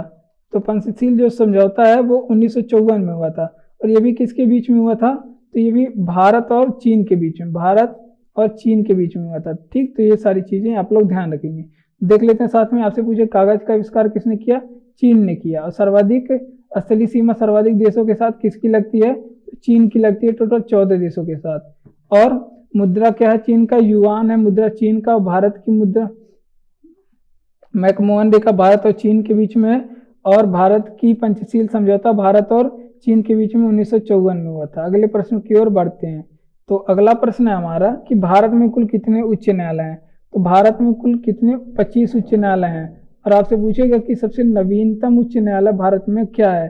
तो सबसे नवीनतम जो उच्च न्यायालय भारत का वो अमरावती उच्च न्यायालय, अमरावती हाई कोर्ट है। और हाई कोर्ट अमरावती कहाँ पे है ये आप लोग कमेंट बॉक्स में बताएंगे। और इसकी स्थापना कब हुई? स्थापना कब हुई थी अमरावती हाई कोर्ट की? तो इसकी स्थापना जो है 1 जनवरी 2019 को हुई थी। ये सबसे नवीनतम जो है आपका हाई कोर्ट है। और भारत में एक हाई कोर्ट होगा, सॉरी भारत के राज्यों में हाई कोर्ट होंगे। ये अनुच्छेद कितने में है? अनुच्छेद नंबर 214 में हाई कोर्ट के बारे में बताया गया है। ठीक, और दो से अधिक राज्यों में एक ही हाई कोर्ट होगा। 2 या 2 से अधिक राज्यों में क्या होगा? एक हाई कोर्ट होगा। ये बात किसमें एक ही हाई कोर्ट हो सकता है? तो ये बात आर्टिकल नंबर कितने में? 231 में बताया गया है। ठीक, तो ये भी चीजें आप लोग ध्यान रखेंगे। और जो हाई कोर्ट है वो मूल अधिकार को हनन होने पे किस अनुच्छेद के तहत रिट जारी करता है? तो अनुच्छेद 226 के तहत इसे रिट जारी करने का अधिकार है। ठीक, बात करते हैं भारत में कुल कितने अनुच्छेद हैं? 25 अनुच्छेद हैं। और सबसे नवीनतम जो अनुच्छेद है वो क्या है? अमरावती हाई कोर्ट है सबसे नवीनतम। इसकी स्थापना कब हुई थी? 1 जनवरी 2019 को इसकी स्थापना हुई थी। और हाई कोर्ट अनुच्छेद नंबर 214 में है। और बात करें 2 या 2 से अधिक राज्यों के एक ही हाई कोर्ट हो सकते हैं। अनुच्छेद नंबर 231 में कहा गया अनुच्छेद किसकी तरह रिट जारी करता है? तो हाई कोर्ट जो है आपके अनुच्छेद 226 के तहत रिट जारी करता है। भारत के प्रथम गवर्नर जनरल कौन थे? तो भारत के जो प्रथम गवर्नर जनरल है वो विलियम बेंटिंक थे। कौन? विलियम बेंटिंक थे भारत के प्रथम गवर्नर जनरल। ठीक, तो ये आप लोग ध्यान रखेंगे। और आपसे पूछे कि भारत का अंतिम गवर्नर जनरल कौन था? भारत का जो है अंतिम गवर्नर जनरल कौन थे? तो भारत के जो अंतिम गवर्नर जनरल, या फिर आपसे पूछे कि प्रथम वायसराय कौन थे? प्रथम वायसराय या फिर अंतिम गवर्नर जनरल कौन थे? तो लॉर्ड कैनिंग थे। कौन? लॉर्ड कैनिंग थे। तो ये भी आप लोग ध्यान रखेंगे। और अंतिम वायसराय भारत के कौन थे? अंतिम वायसराय कौन थे? तो ये माउंट बेटन थे। ठीक, माउंट बेटन। ये सारी चीजें आप लोग ध्यान रखेंगे। तो देख लेते हैं हम लोग साथ में। आपसे पूछे कि भारत का प्रथम गवर्नर जनरल कौन है? तो विलियम बेंटिंक है भारत के प्रथम गवर्नर जनरल। भारत के अंतिम गवर्नर जनरल कौन है? तो प्रथम, या फिर आपसे पूछे कि प्रथम वायसराय कौन थे? तो कैनिंग थे। भारत के अंतिम गवर्नर जनरल या फिर प्रथम वायसराय, तो कैनिंग हो जाएगा। और अंतिम वायसराय भारत के कौन हो जाएंगे? तो माउंट बेटन हो जाएगा। इसके बाद क्या होता है? भारत आजाद हो जाता है। कौन सा यंत्र दूध से पानी, क्या हो गया?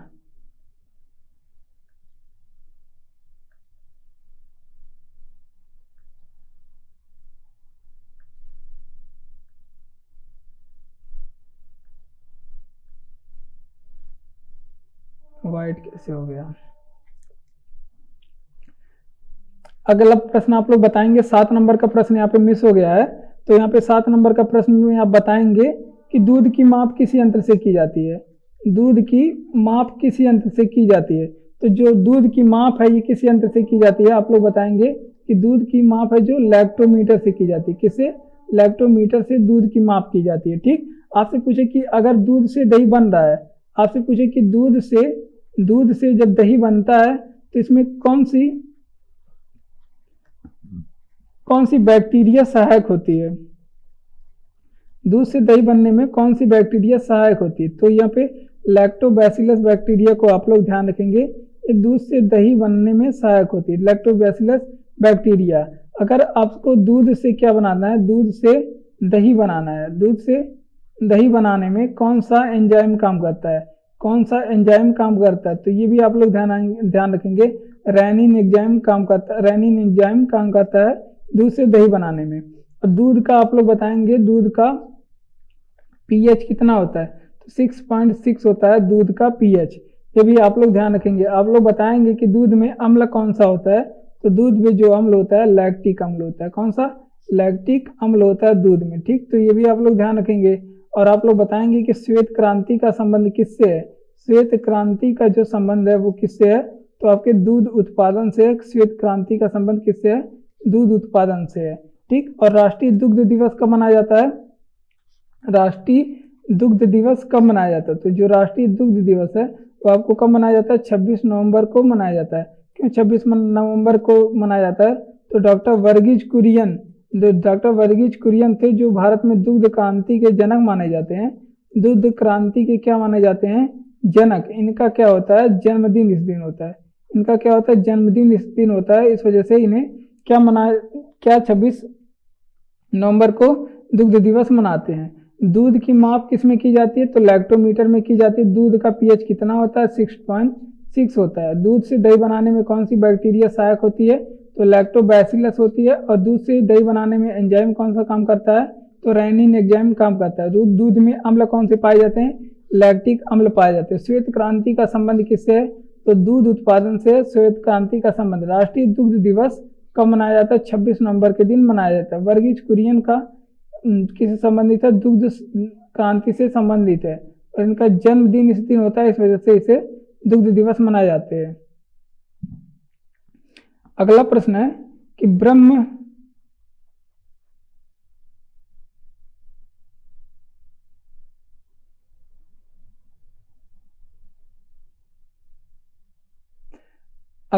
कि ब्रह्म समाज की स्थापना किसने किया था?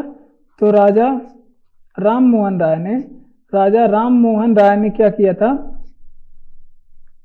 ब्रह्म समाज की स्थापना किया था। और आपसे पूछे राजा राम मोहन राय ने ब्रह्म समाज की स्थापना कब की थी? 1880 में की थी।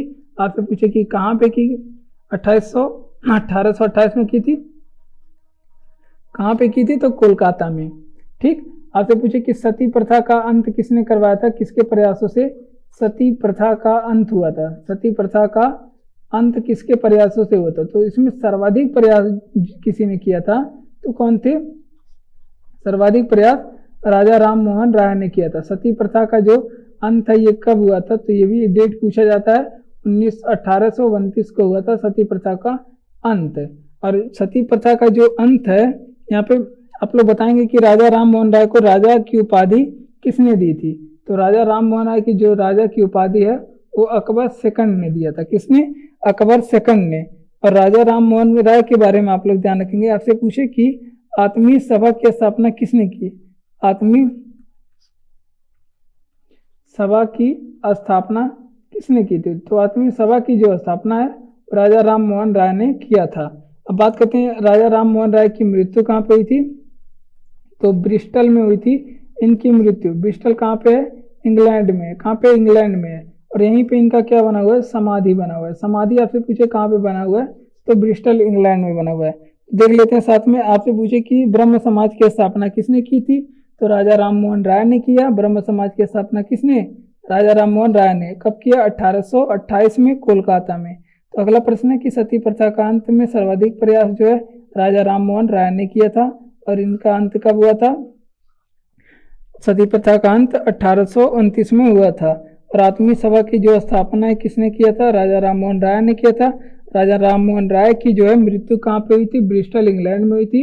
आपसे पूछे कि यहाँ पे इनकी समाधि कहाँ पे है? ब्रिस्टल इंग्लैंड में है। हाइड्रोजन बम का सिद्धांत क्या है? तो हाइड्रोजन बम का जो सिद्धांत है वो नाभिकीय संलयन होता है। क्या है?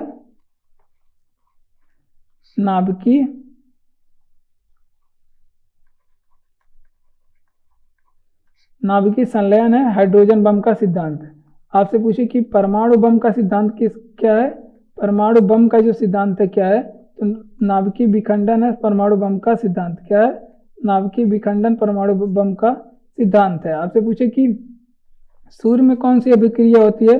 सूर्य में कौन सी है? नाभिकीय संलयन की नाभिकीय विखंडन। तो जो सूर्य में की अभिक्रिया है वो नाभिकीय संलयन है, यानी कि जो हाइड्रोजन बम में होता है वही होता है सूर्य में। आपसे पूछे कि यहाँ पे परमाणु रिएक्टर में कौन सी अभिक्रिया होती है? आपसे पूछे कि परमाणु रिएक्टर में कौन सी अभिक्रिया होती है? तो परमाणु रिएक्टर में आपकी श्रृंखला अभिक्रिया होती है। कौन सी? श्रृंखला अभिक्रिया होती है परमाणु रिएक्टर में। ठीक, तो ये आप लोग ध्यान रखेंगे। और आप लोग बताएंगे कि जो नाभिकीय रिएक्टर होता है, जो नाभिकीय रिएक्टर होता है उसमें मंदक के रूप में क्या प्रयोग किया जाता है? मंदक के रूप में उसमें भारी जल प्रयोग किया जाता है। क्या? भारी जल। और भारी जल की बात करें तो ये क्या होता है? D2O होता है भारी जल। और एक चीज और प्रयोग किया जाता है, कैडमियम की छड़ प्रयोग की जाती है। कैडमियम की छड़ इसमें प्रयोग की जाती है। तो ये सारी चीजें आप लोग ध्यान रखेंगे। तो देख लेते हैं, आपसे पूछे कि हाइड्रोजन बम का सिद्धांत क्या है? नाभिकीय संलयन है। आपसे पूछे कि सूर्य में भी कौन सी अभिक्रिया होती है? तो इसमें भी क्या अभिक्रिया होती है? नाभिकीय संलयन। और परमाणु बम में जो कि नाभिकीय विखंडन की अभिक्रिया होती है। और जो है परमाणु रिएक्टर में कौन सी? श्रृंखला अभिक्रिया, जिसे चैन रिएक्शन बोलते हैं। और नाभिकीय रिएक्टर में जो होता है मंदक के रूप में क्या चीज प्रयोग किया जाता है? तो इसमें मंदक के रूप में भारी जल, जिसे D2O कहते हैं, और कैडमियम की छड़ प्रयोग करते हैं। बढ़ते हैं अपने अगले प्रश्न की ओर। अगला प्रश्न है कि माउंट एवरेस्ट पे 2 बार चढ़ने वाली जो पहली महिला थी वो कौन थी? तो माउंट एवरेस्ट पे जो 2 बार चढ़ने वाली जो पहली महिला थी वो कौन थी? संतोष यादव। कौन? संतोष यादव थी। ठीक, और आपसे पूछे कि माउंट एवरेस्ट पे चढ़ने वाली पहली भारतीय महिला कौन थी? माउंट एवरेस्ट पे चढ़ने वाली पहली भारतीय महिला कौन थी? तो माउंट एवरेस्ट पे चढ़ने वाली जो पहली भारतीय महिला थी बछेंद्री पाल थी। कौन? बछेंद्री पाल थी। और माउंट एवरेस्ट पे, विश्व में माउंट एवरेस्ट पे चढ़ने वाला पहला आदमी कौन था? ये आप लोग बताएंगे। विश्व में माउंट एवरेस्ट पे चढ़ने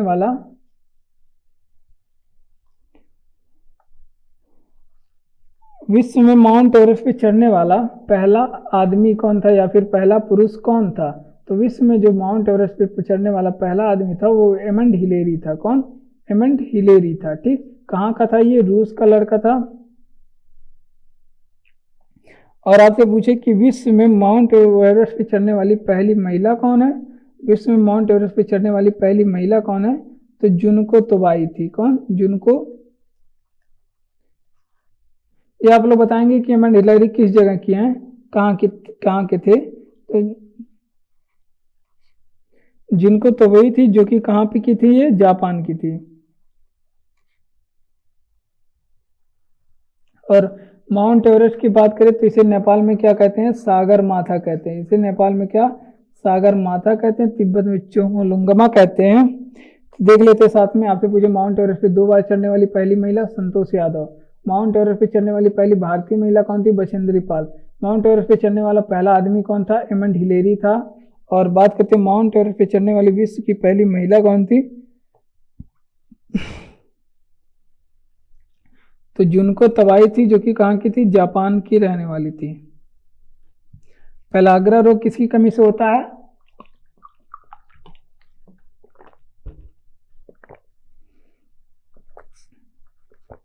तो पेलाग्रा नामक जो रोग है वो विटामिन B3 की कमी से होता है। अब विटामिन B3 को ही क्या कहते हैं? नियासिन कहते हैं। विटामिन B3 को नियासिन कहते हैं। अब बात करते हैं गायटर रोग किसकी कमी से होता है? गायटर रोग, या फिर इसे क्या कहते हैं? घेंघा रोग। गायटर रोग या फिर घेंघा रोग, या फिर इसे क्या बोलते हैं? गलगंट रोग। ये किसकी कमी से होता है? ये शरीर में आयोडीन की कमी से होता है। आयोडीन का सूत्र क्या होता है? NaCl होता है आयोडीन का फार्मूला।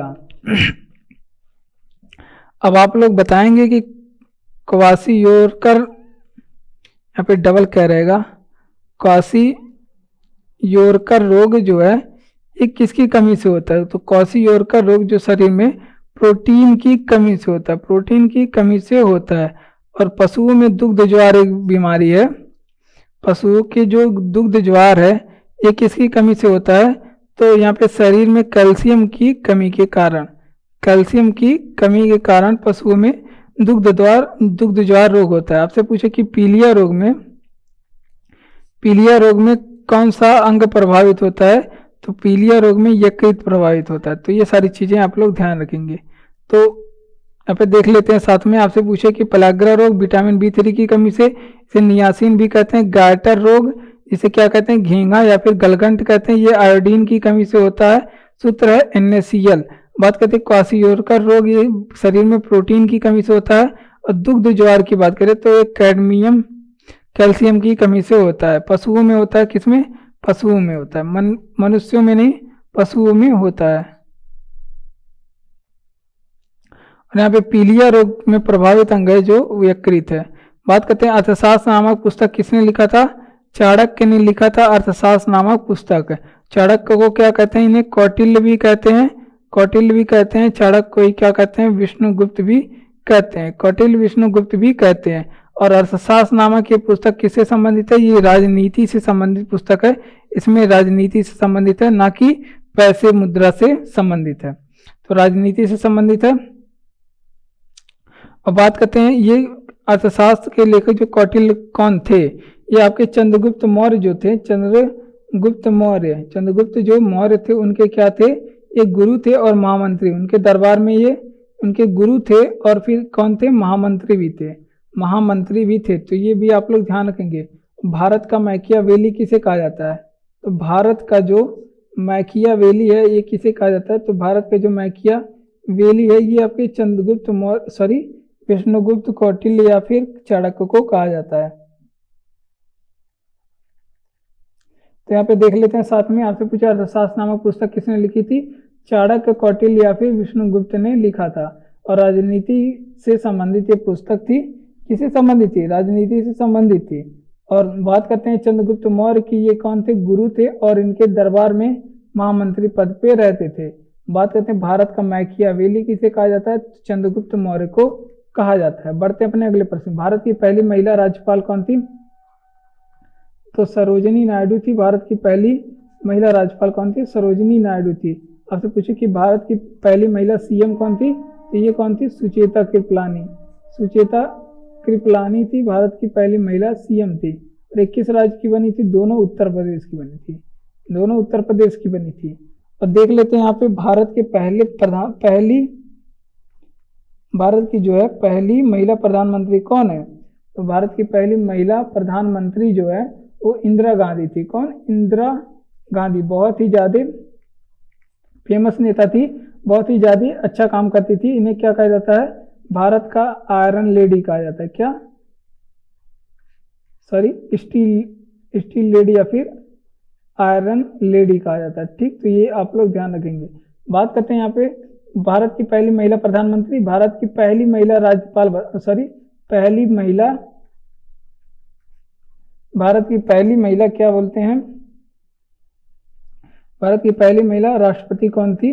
तो प्रतिभा पाटिल थी। ठीक, तो ये भी आप लोग ध्यान रखेंगे, प्रतिभा पाटिल थी। तो ये सारी चीजें आप लोग ध्यान रख लेंगे। तो देख लेते हैं साथ में, आपसे पूछे कि भारत की पहली महिला राज्यपाल सरोजिनी नायडू उत्तर प्रदेश की बनी थी।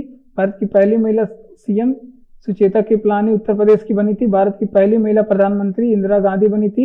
इन्हें क्या कहता है? आयरन लेडी कहा था भारत का। और भारत की पहली महिला राष्ट्रपति कौन? प्रतिभा देवी पाटिल। मछलियों की यकृत तेल में प्रचुरता विटामिन D की होती है, मछलियों में यकृत तेल की। और आपसे पूछे कि सूर्य के प्रकाश से कौन सी विटामिन मिलती है? तो विटामिन D भी मिलती है सूर्य के प्रकाश से। तो ये भी आप लोग ध्यान रखेंगे। और विटामिन D का रासायनिक नाम क्या है? कैल्सीफेरॉल है। विटामिन D का जो रासायनिक नाम है कैल्सीफेरॉल है। तो ये भी आप लोग ध्यान रखेंगे। और विटामिन D की जो कमी से रोग कौन सा होता है? जो विटामिन D की कमी से रोग होता है वो कौन सा रोग होता है? विटामिन D की कमी से स्कर्वी नामक रोग होता है। और स्कर्वी नामक जो रोग है किससे संबंधित है? ये हड्डी से संबंधित रोग है, हड्डी से संबंधित रोग है। तो देख लेते हैं साथ में, आपसे पूछे कि मछलियों के यकृत तेल में किस विटामिन की प्रचुरता होती है? विटामिन डी की प्रचुरता। सूर्य के प्रकाश से कौन सी विटामिन हमें मिलती है? तो विटामिन डी मिलती है। और ये कैल्सीफेरॉल का नाम, ये आपका विटामिन डी का रासायनिक नाम है। और विटामिन डी की कमी से कौन सा रोग होता है? स्कर्वी नामक रोग होता है। सॉरी, विटामिन डी की कमी से कौन सा रोग होता है? रिकेटस नामक रोग होता है। विटामिन डी की कमी से कौन सा रोग होता है? रिकेटस नामक रोग होता है। और रिकेटस किससे संबंधित है? हड्डी से संबंधित बीमारी है। बढ़ते हैं अपने अगले प्रश्न की ओर। अगला प्रश्न है, भू स्थिर उपग्रह की पृथ्वी से ऊंचाई कितनी होती है? तो 36,000 किलोमीटर होती है भू स्थिर उपग्रह की पृथ्वी से ऊंचाई।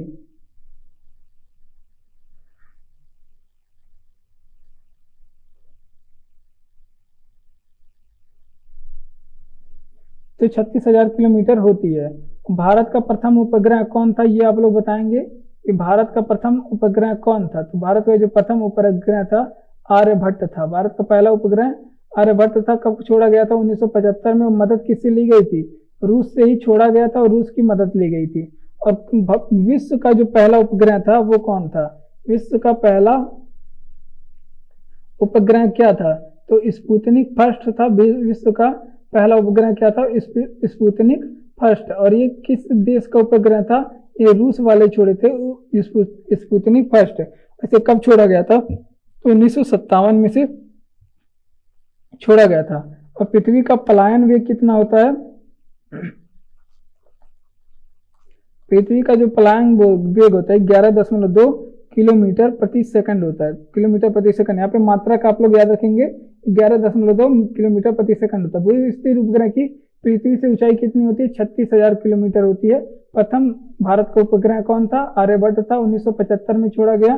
और कहाँ से छोड़ा गया था? रूस से छोड़ा गया था। वहां पे रूस से छोड़ा गया था। बात करते हैं विश्व का पहला उपग्रह क्या था? स्पुतनिक फर्स्ट था विश्व का पहला उपग्रह। और इसे रूस वाले बनाए थे। 1957 में ये लॉन्च किया गया था। पृथ्वी का पलायन वेग कितना है? 11.2 किलोमीटर प्रति सेकंड है। महाभारत के रचयिता कौन है? तो महर्षि वेद व्यास है महाभारत के रचयिता। और महाभारत के बारे में याद रखेंगे, इसका हो गया था फारसी में अनुवाद। इसका फारसी में अनुवाद हुआ था। और इसका फारसी में अनुवाद क्या था? तो ये भी एग्जाम में पूछा जाता है। रजनामा नाम से इसका फारसी में अनुवाद किसने किया था? रजनामा नाम से। तो ये बदायूनी ने किया था। किसने? बदायूनी ने किया था। और बदायूनी किसके शासन काल का, किसके काल में रहता था? तो ये अकबर के काल में रहता था। ये भी आप लोग ध्यान रखेंगे, अकबर के काल में रहता था। और बात करते हैं महाभारत का अन्य नाम, इसे जय संगीता भी कहते हैं। महाभारत का अन्य नाम क्या? इसे जय संगीता भी कहते हैं। और महाभारत को क्या जय संगीता कहते हैं? और संसार का सबसे बड़ा महाकाव्य क्या है? संसार का सबसे बड़ा महाकाव्य जो है वो क्या है? महाभारत है। तो ये भी आप लोग ध्यान रखेंगे। देख लेते हैं साथ में, आपसे पूछे कि महाभारत के रचयिता कौन है? वेद व्यास है महाभारत के रचयिता। फारसी में जो अनुवाद है रजनामा कहलाता।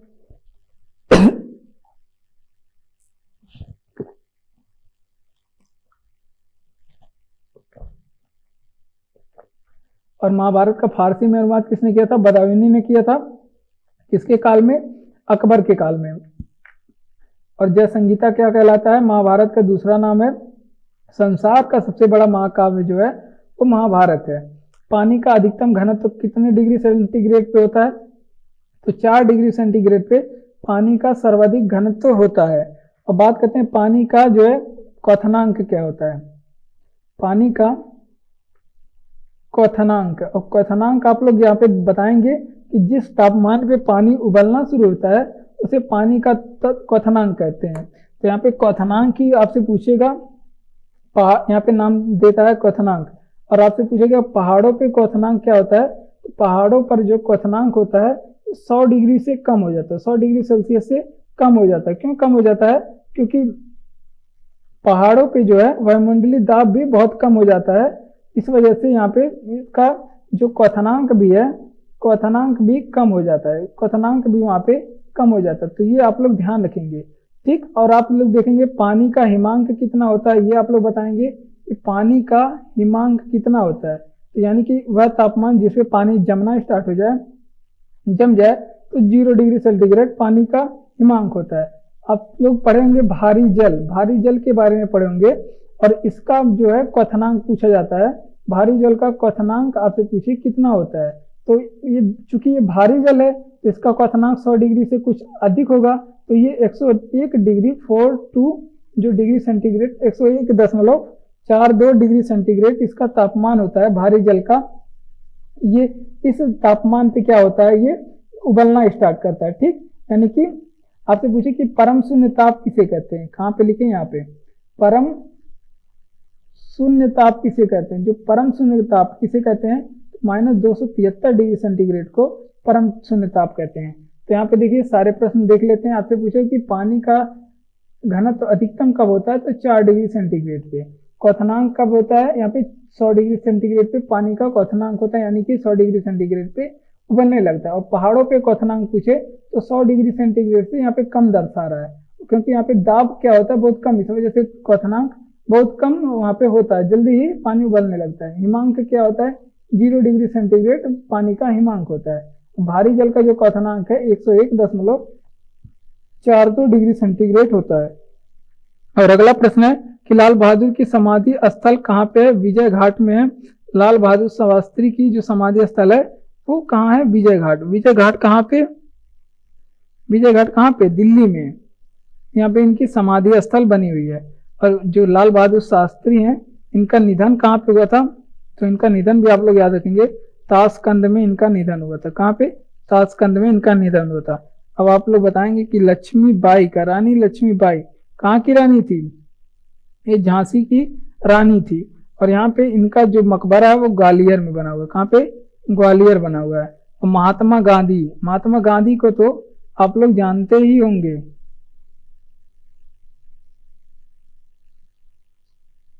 और इनका मकबरा कहाँ पे बना हुआ है, तो जो महात्मा गांधी का जो मकबरा है वो राजघाट में, राजघाट कहते हैं उसे। और बात करते हैं शांतिवन, मकबरा नहीं समाधि, शांतिवन की बात करें, पंडित जवाहरलाल नेहरू का है, पंडित जवाहरलाल नेहरू का समाधि स्थल है। ठीक, और आपसे पूछे कि शक्ति स्थल किसका है, शक्ति स्थल किसका समाधि स्थल है, तो ये आपको इंदिरा गांधी का समाधि स्थल, किसका, इंदिरा गांधी का है। ठीक, तो ये सारी चीजें आप लोग ध्यान रखेंगे। तो देख लेते हैं यहाँ पे आपसे पूछे कि लाल बहादुर शास्त्री की समाधि क्या है, विजय घाट है लाल बहादुर शास्त्री की, और ये दिल्ली में स्थित है। और निधन का वहाँ कहाँ पे हुआ था, ताशकंद में लाल बहादुर शास्त्री का निधन हुआ था। और रानी लक्ष्मीबाई की जो समाधि ग्वालियर में बना हुआ है। और महात्मा गांधी की जो समाधि है उसे राजघाट कहा जाता है। शांतिवन किसकी समाधि स्थल पूछेगा तो पंडित जवाहरलाल नेहरू की है। शक्ति स्थल किसकी समाधि स्थल है, तो वो इंदिरा गांधी की है। स्वस्थ मनुष्य के शरीर का तापमान कितना होता है, तो स्वस्थ मनुष्य की जो शरीर का तापमान है 37 डिग्री सेंटीग्रेड मिले, या फिर 98.6 आपको फारेनहाइट मिले, या फिर आपको मिले कितना 310 केल्विन। तो ये होता है आपका स्वस्थ मनुष्य के शरीर का तापमान।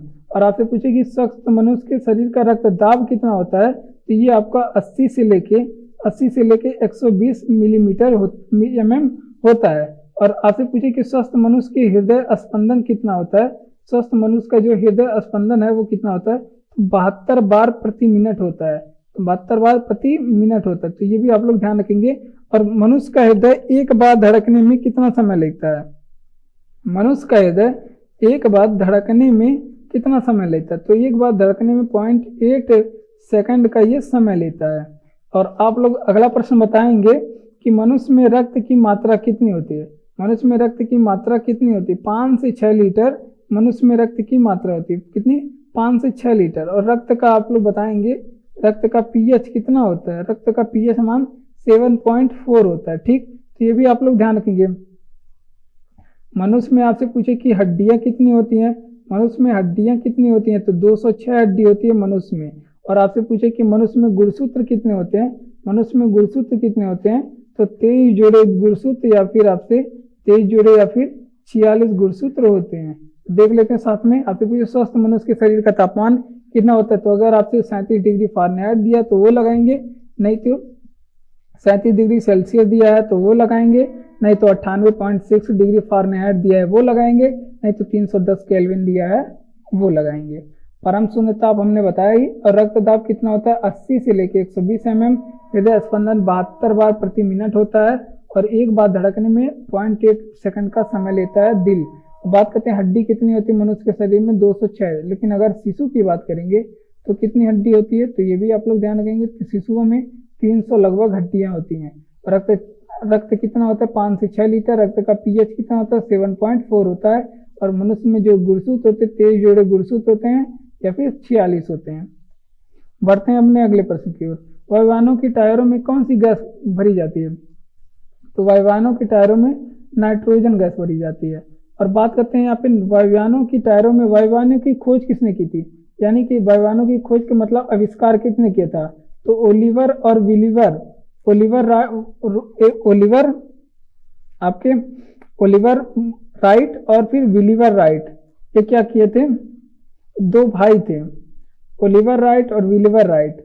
इन्होंने क्या किया था, इन्हें राइट बंधु भी कहते हैं, इन्हें क्या कहते हैं राइट बंधु भी कहते हैं, क्योंकि ओलिवर राइट और विलीवर राइट दोनों मिलके राइट बंधु। और वायुयान किस मंडल में उड़ते हैं ये भी आप लोग बताएंगे, तो वायुयान जो है समताप मंडल में उड़ते हैं, समताप मंडल में उड़ते हैं। तो अब देखते हैं यहाँ पे नाइट्रोजन की बात तो किया है, तो यहाँ पे वायुमंडल में बात देख लेते हैं कौन सी गैसें कितनी होती है।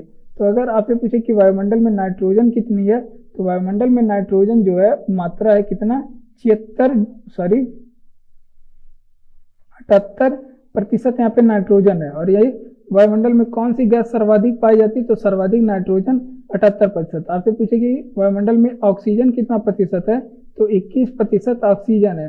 अब आपसे पूछे कि वायुमंडल में कार्बन डाइऑक्साइड कितनी है, तो 0.03% वायुमंडल में कार्बन डाइऑक्साइड है, तो ये भी आप लोग ध्यान रखेंगे। आपसे पूछे कि यूरिया में कितने नाइट्रोजन पाए जाते हैं, यूरिया में कितने नाइट्रोजन मात्रा होती है, तो 46% नाइट्रोजन की मात्रा यूरिया में होती है। ये भी एग्जाम में पूछा गया प्रश्न है, देख लेते हैं। साथ में आपसे पूछे कि वायुयानों की टायरों में कौन सी गैस पाई जाती है, नाइट्रोजन। वायुमंडल में कितना प्रतिशत है, ये 78%। और देखते हैं खोज कब हुआ था, वायुयानों की आविष्कार किसने, तो ओलिवर और विलीवर राइट बंधु ने किया था। अब बात करते हैं उड़ते कहाँ है वायुयान, तो समताप मंडल में उड़ते हैं।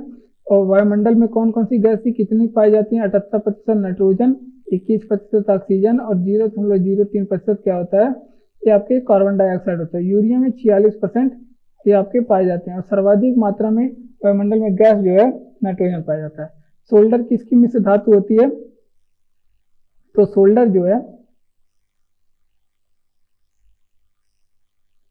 वो किसकी मिश्र धातु है, तो सोल्डर आप लोग ध्यान रखेंगे टिन और सीसा का मिश्र धातु है। टिन और सीसा को मिला के बनाया जाता है, क्या बनाया जाता है, सोल्डर बनाया जाता है। ठीक, जो सोल्डर होता है आपका सोल्डिंग मशीन जिसे जोड़ा जाता है।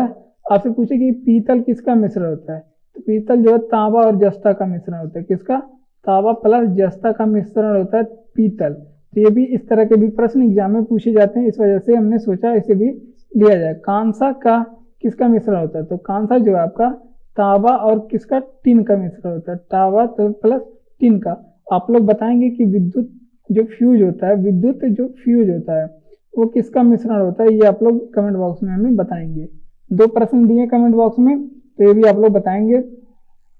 ग्लूकोमा रोग का संबंध किससे है, तो ग्लूकोमा रोग का संबंध आंख से है। आपसे इसके अलावा पूछे ट्रेकोमा रोग का संबंध किससे है, ट्रेकोमा रोग का संबंध किससे है, तो ये भी आंख से। आपसे पूछे कि मोतियाबिंद का संबंध किससे, मोतियाबिंद का जो है संबंध किससे है, तो ये भी आपको आंख से संबंधित बीमारी, किससे, आंख से संबंधित बीमारी है। आपसे पूछे कि यहाँ पे रतौंधी किस विटामिन की कमी से होता है, रतौंधी किस विटामिन की कमी से होता है, तो जो रतौंधी है वो विटामिन ए की कमी से होता है, विटामिन ए की कमी से होता है। आपसे पूछे कि वस्तु का प्रतिबिंब आंख में कहाँ पे बनता है, वस्तु का जो प्रतिबिंब की बात करें वो कहाँ पे बनता है, तो वस्तु की प्रतिबिंब मनुष्य के रेटिना पे बनती है। लेकिन आपसे पूछे कि नेत्रदान में नेत्र का कौन सा भाग दान किया जाता है, नेत्रदान में मनुष्य नेत्र का कौन सा भाग दान किया जाता है, तो कार्निया दान किया जाता है। तो ये भी आप लोग ध्यान रखेंगे। देख लेते हैं साथ में। आपसे पूछे कि ग्लूकोमा रोग का संबंध किससे है, आंख से है। ट्रेकोमा रोग का संबंध किससे है, आंख से। मोतियाबिंद का संबंध किससे है, आंख से। रतौंधी किसकी विटामिन कमी से होती है, विटामिन ए की कमी से होती है। और विटामिन ए का जो रासायनिक नाम है उसे क्या कहते हैं आप लोग बताएंगे। वस्तु का प्रतिबिंब कहाँ पे बनता है? रेटिना पे बनता है। नेत्रदान में कौन सा भाग दान किया जाता है? कॉर्निया दान किया जाता है। अगला प्रश्न हम लोग देखते हैं। अगला प्रश्न है कि हवा महल कहाँ पे स्थित है? तो जयपुर में स्थित है हवा महल। कहाँ पे? जयपुर में स्थित है। आपसे पूछे कि पिंक सिटी किसे कहते हैं? भारत की पिंक सिटी किसे कहते हैं या फिर राजस्थान की पिंक सिटी किसे कहते हैं? तो ये जयपुर को कहते हैं पिंक सिटी। ठीक, आपसे पूछे कि यहाँ पे भारत का पेरिस किसे कहते हैं? भारत का जो है पेरिस किसे कहते हैं? तो ये भी आपको किसे कहते हैं? जयपुर को ही कहते हैं। और आपसे पूछे कि जयपुर की स्थापना किसने की थी? आपसे पूछे कि जयपुर की स्थापना किस थी? तो आमेर के एक राजा थे। आमेर के राजा क्या थे? सवाई जय सिंह। इन्होंने स्थापना किया था। आमेर के राजा सवाई जय सिंह ने इसकी स्थापना की थी। किसकी? आपके हवा महल की। तो देख लेते हैं साथ में। आपसे पूछे हवा महल कहाँ पे स्थित है? जयपुर में स्थित है। पिंक सिटी किसे कहते हैं? जयपुर को कहा जाता है। और भारत का पेरिस किसे कहते हैं? जयपुर को ही कहते हैं। स्थापना किसने किया था? आमेर के राजा सवाई जय सिंह ने इसकी स्थापना की थी। और विश्व की पहली महिला अंतरिक्ष यात्री क्या है? तो वेलेंटाइना है। वेलेंटाइना ये विश्व की पहली ऐसी अंतरिक्ष महिला यात्री हैं जो आपके स्पेस में गई। और 21 देश की रहने वाली थी। ये रूस में रहने वाली थी। 1963 में गई थी। आपसे पूछेंगे कि विश्व का पहला पुरुष कौन सा है? विश्व का पहला पुरुष कौन सा है जो आपके स्पेस में गया? तो ये आप लोग ध्यान रखेंगे, यूरी गागरिन। यूरी गागरिन इनसे 3 साल पहले, यूरी गागरिन ने इससे 3 साल पहले 1961 में ही, 1961 में 2 साल पहले ही ये रूस के ही रहने वाले थे। ये आपके स्पेस में गए थे 2 साल पहले। बात करते हैं पहला भारतीय व्यक्ति कौन था जो आपके स्पेस में गया? पहला भारतीय व्यक्ति कौन था जो आपके स्पेस में गया? पहला भारतीय व्यक्ति कौन थे? राकेश शर्मा थे। राकेश शर्मा थे। और कब गए थे ये? 1984 में गए थे। ठीक, तो ये सारी चीजें आपके सामने है। तो देख लेते हैं। विश्व की पहली महिला अंतरिक्ष यात्री वेलेंटाइना है। रूस की रहने वाली थी 1963 में। ये सारे प्रश्न एग्जाम में पूछे जाते हैं बार बार। पहला पुरुष कौन है जो इसने विश्व में गया, जो अंतरिक्ष में गया? यूरी गागरिन है। और यूरी गागरिन 1961 में गए थे और रूस से जाने वाले थे। पहला भारतीय व्यक्ति राकेश शर्मा थे। ये 1984 में रूस में गए, 1984 में स्पेस में गए। तो थैंक यू। आज की वीडियो में बस इतना ही। आपसे रिक्वेस्ट है कि वीडियो अच्छा लगा हो तो वीडियो को लाइक करें, चैनल को सब्सक्राइब करें और इस वीडियो को और भी अपने दोस्तों में शेयर करें ताकि सारे आपके फ्रेंड और आप अच्छे से अपने एग्जाम की तैयारी कर सकें। ठीक, तो धन्यवाद। अब मिलते हैं अगले वीडियो में। तब तक के लिए आप लोग पढ़िए और खुश रहिए।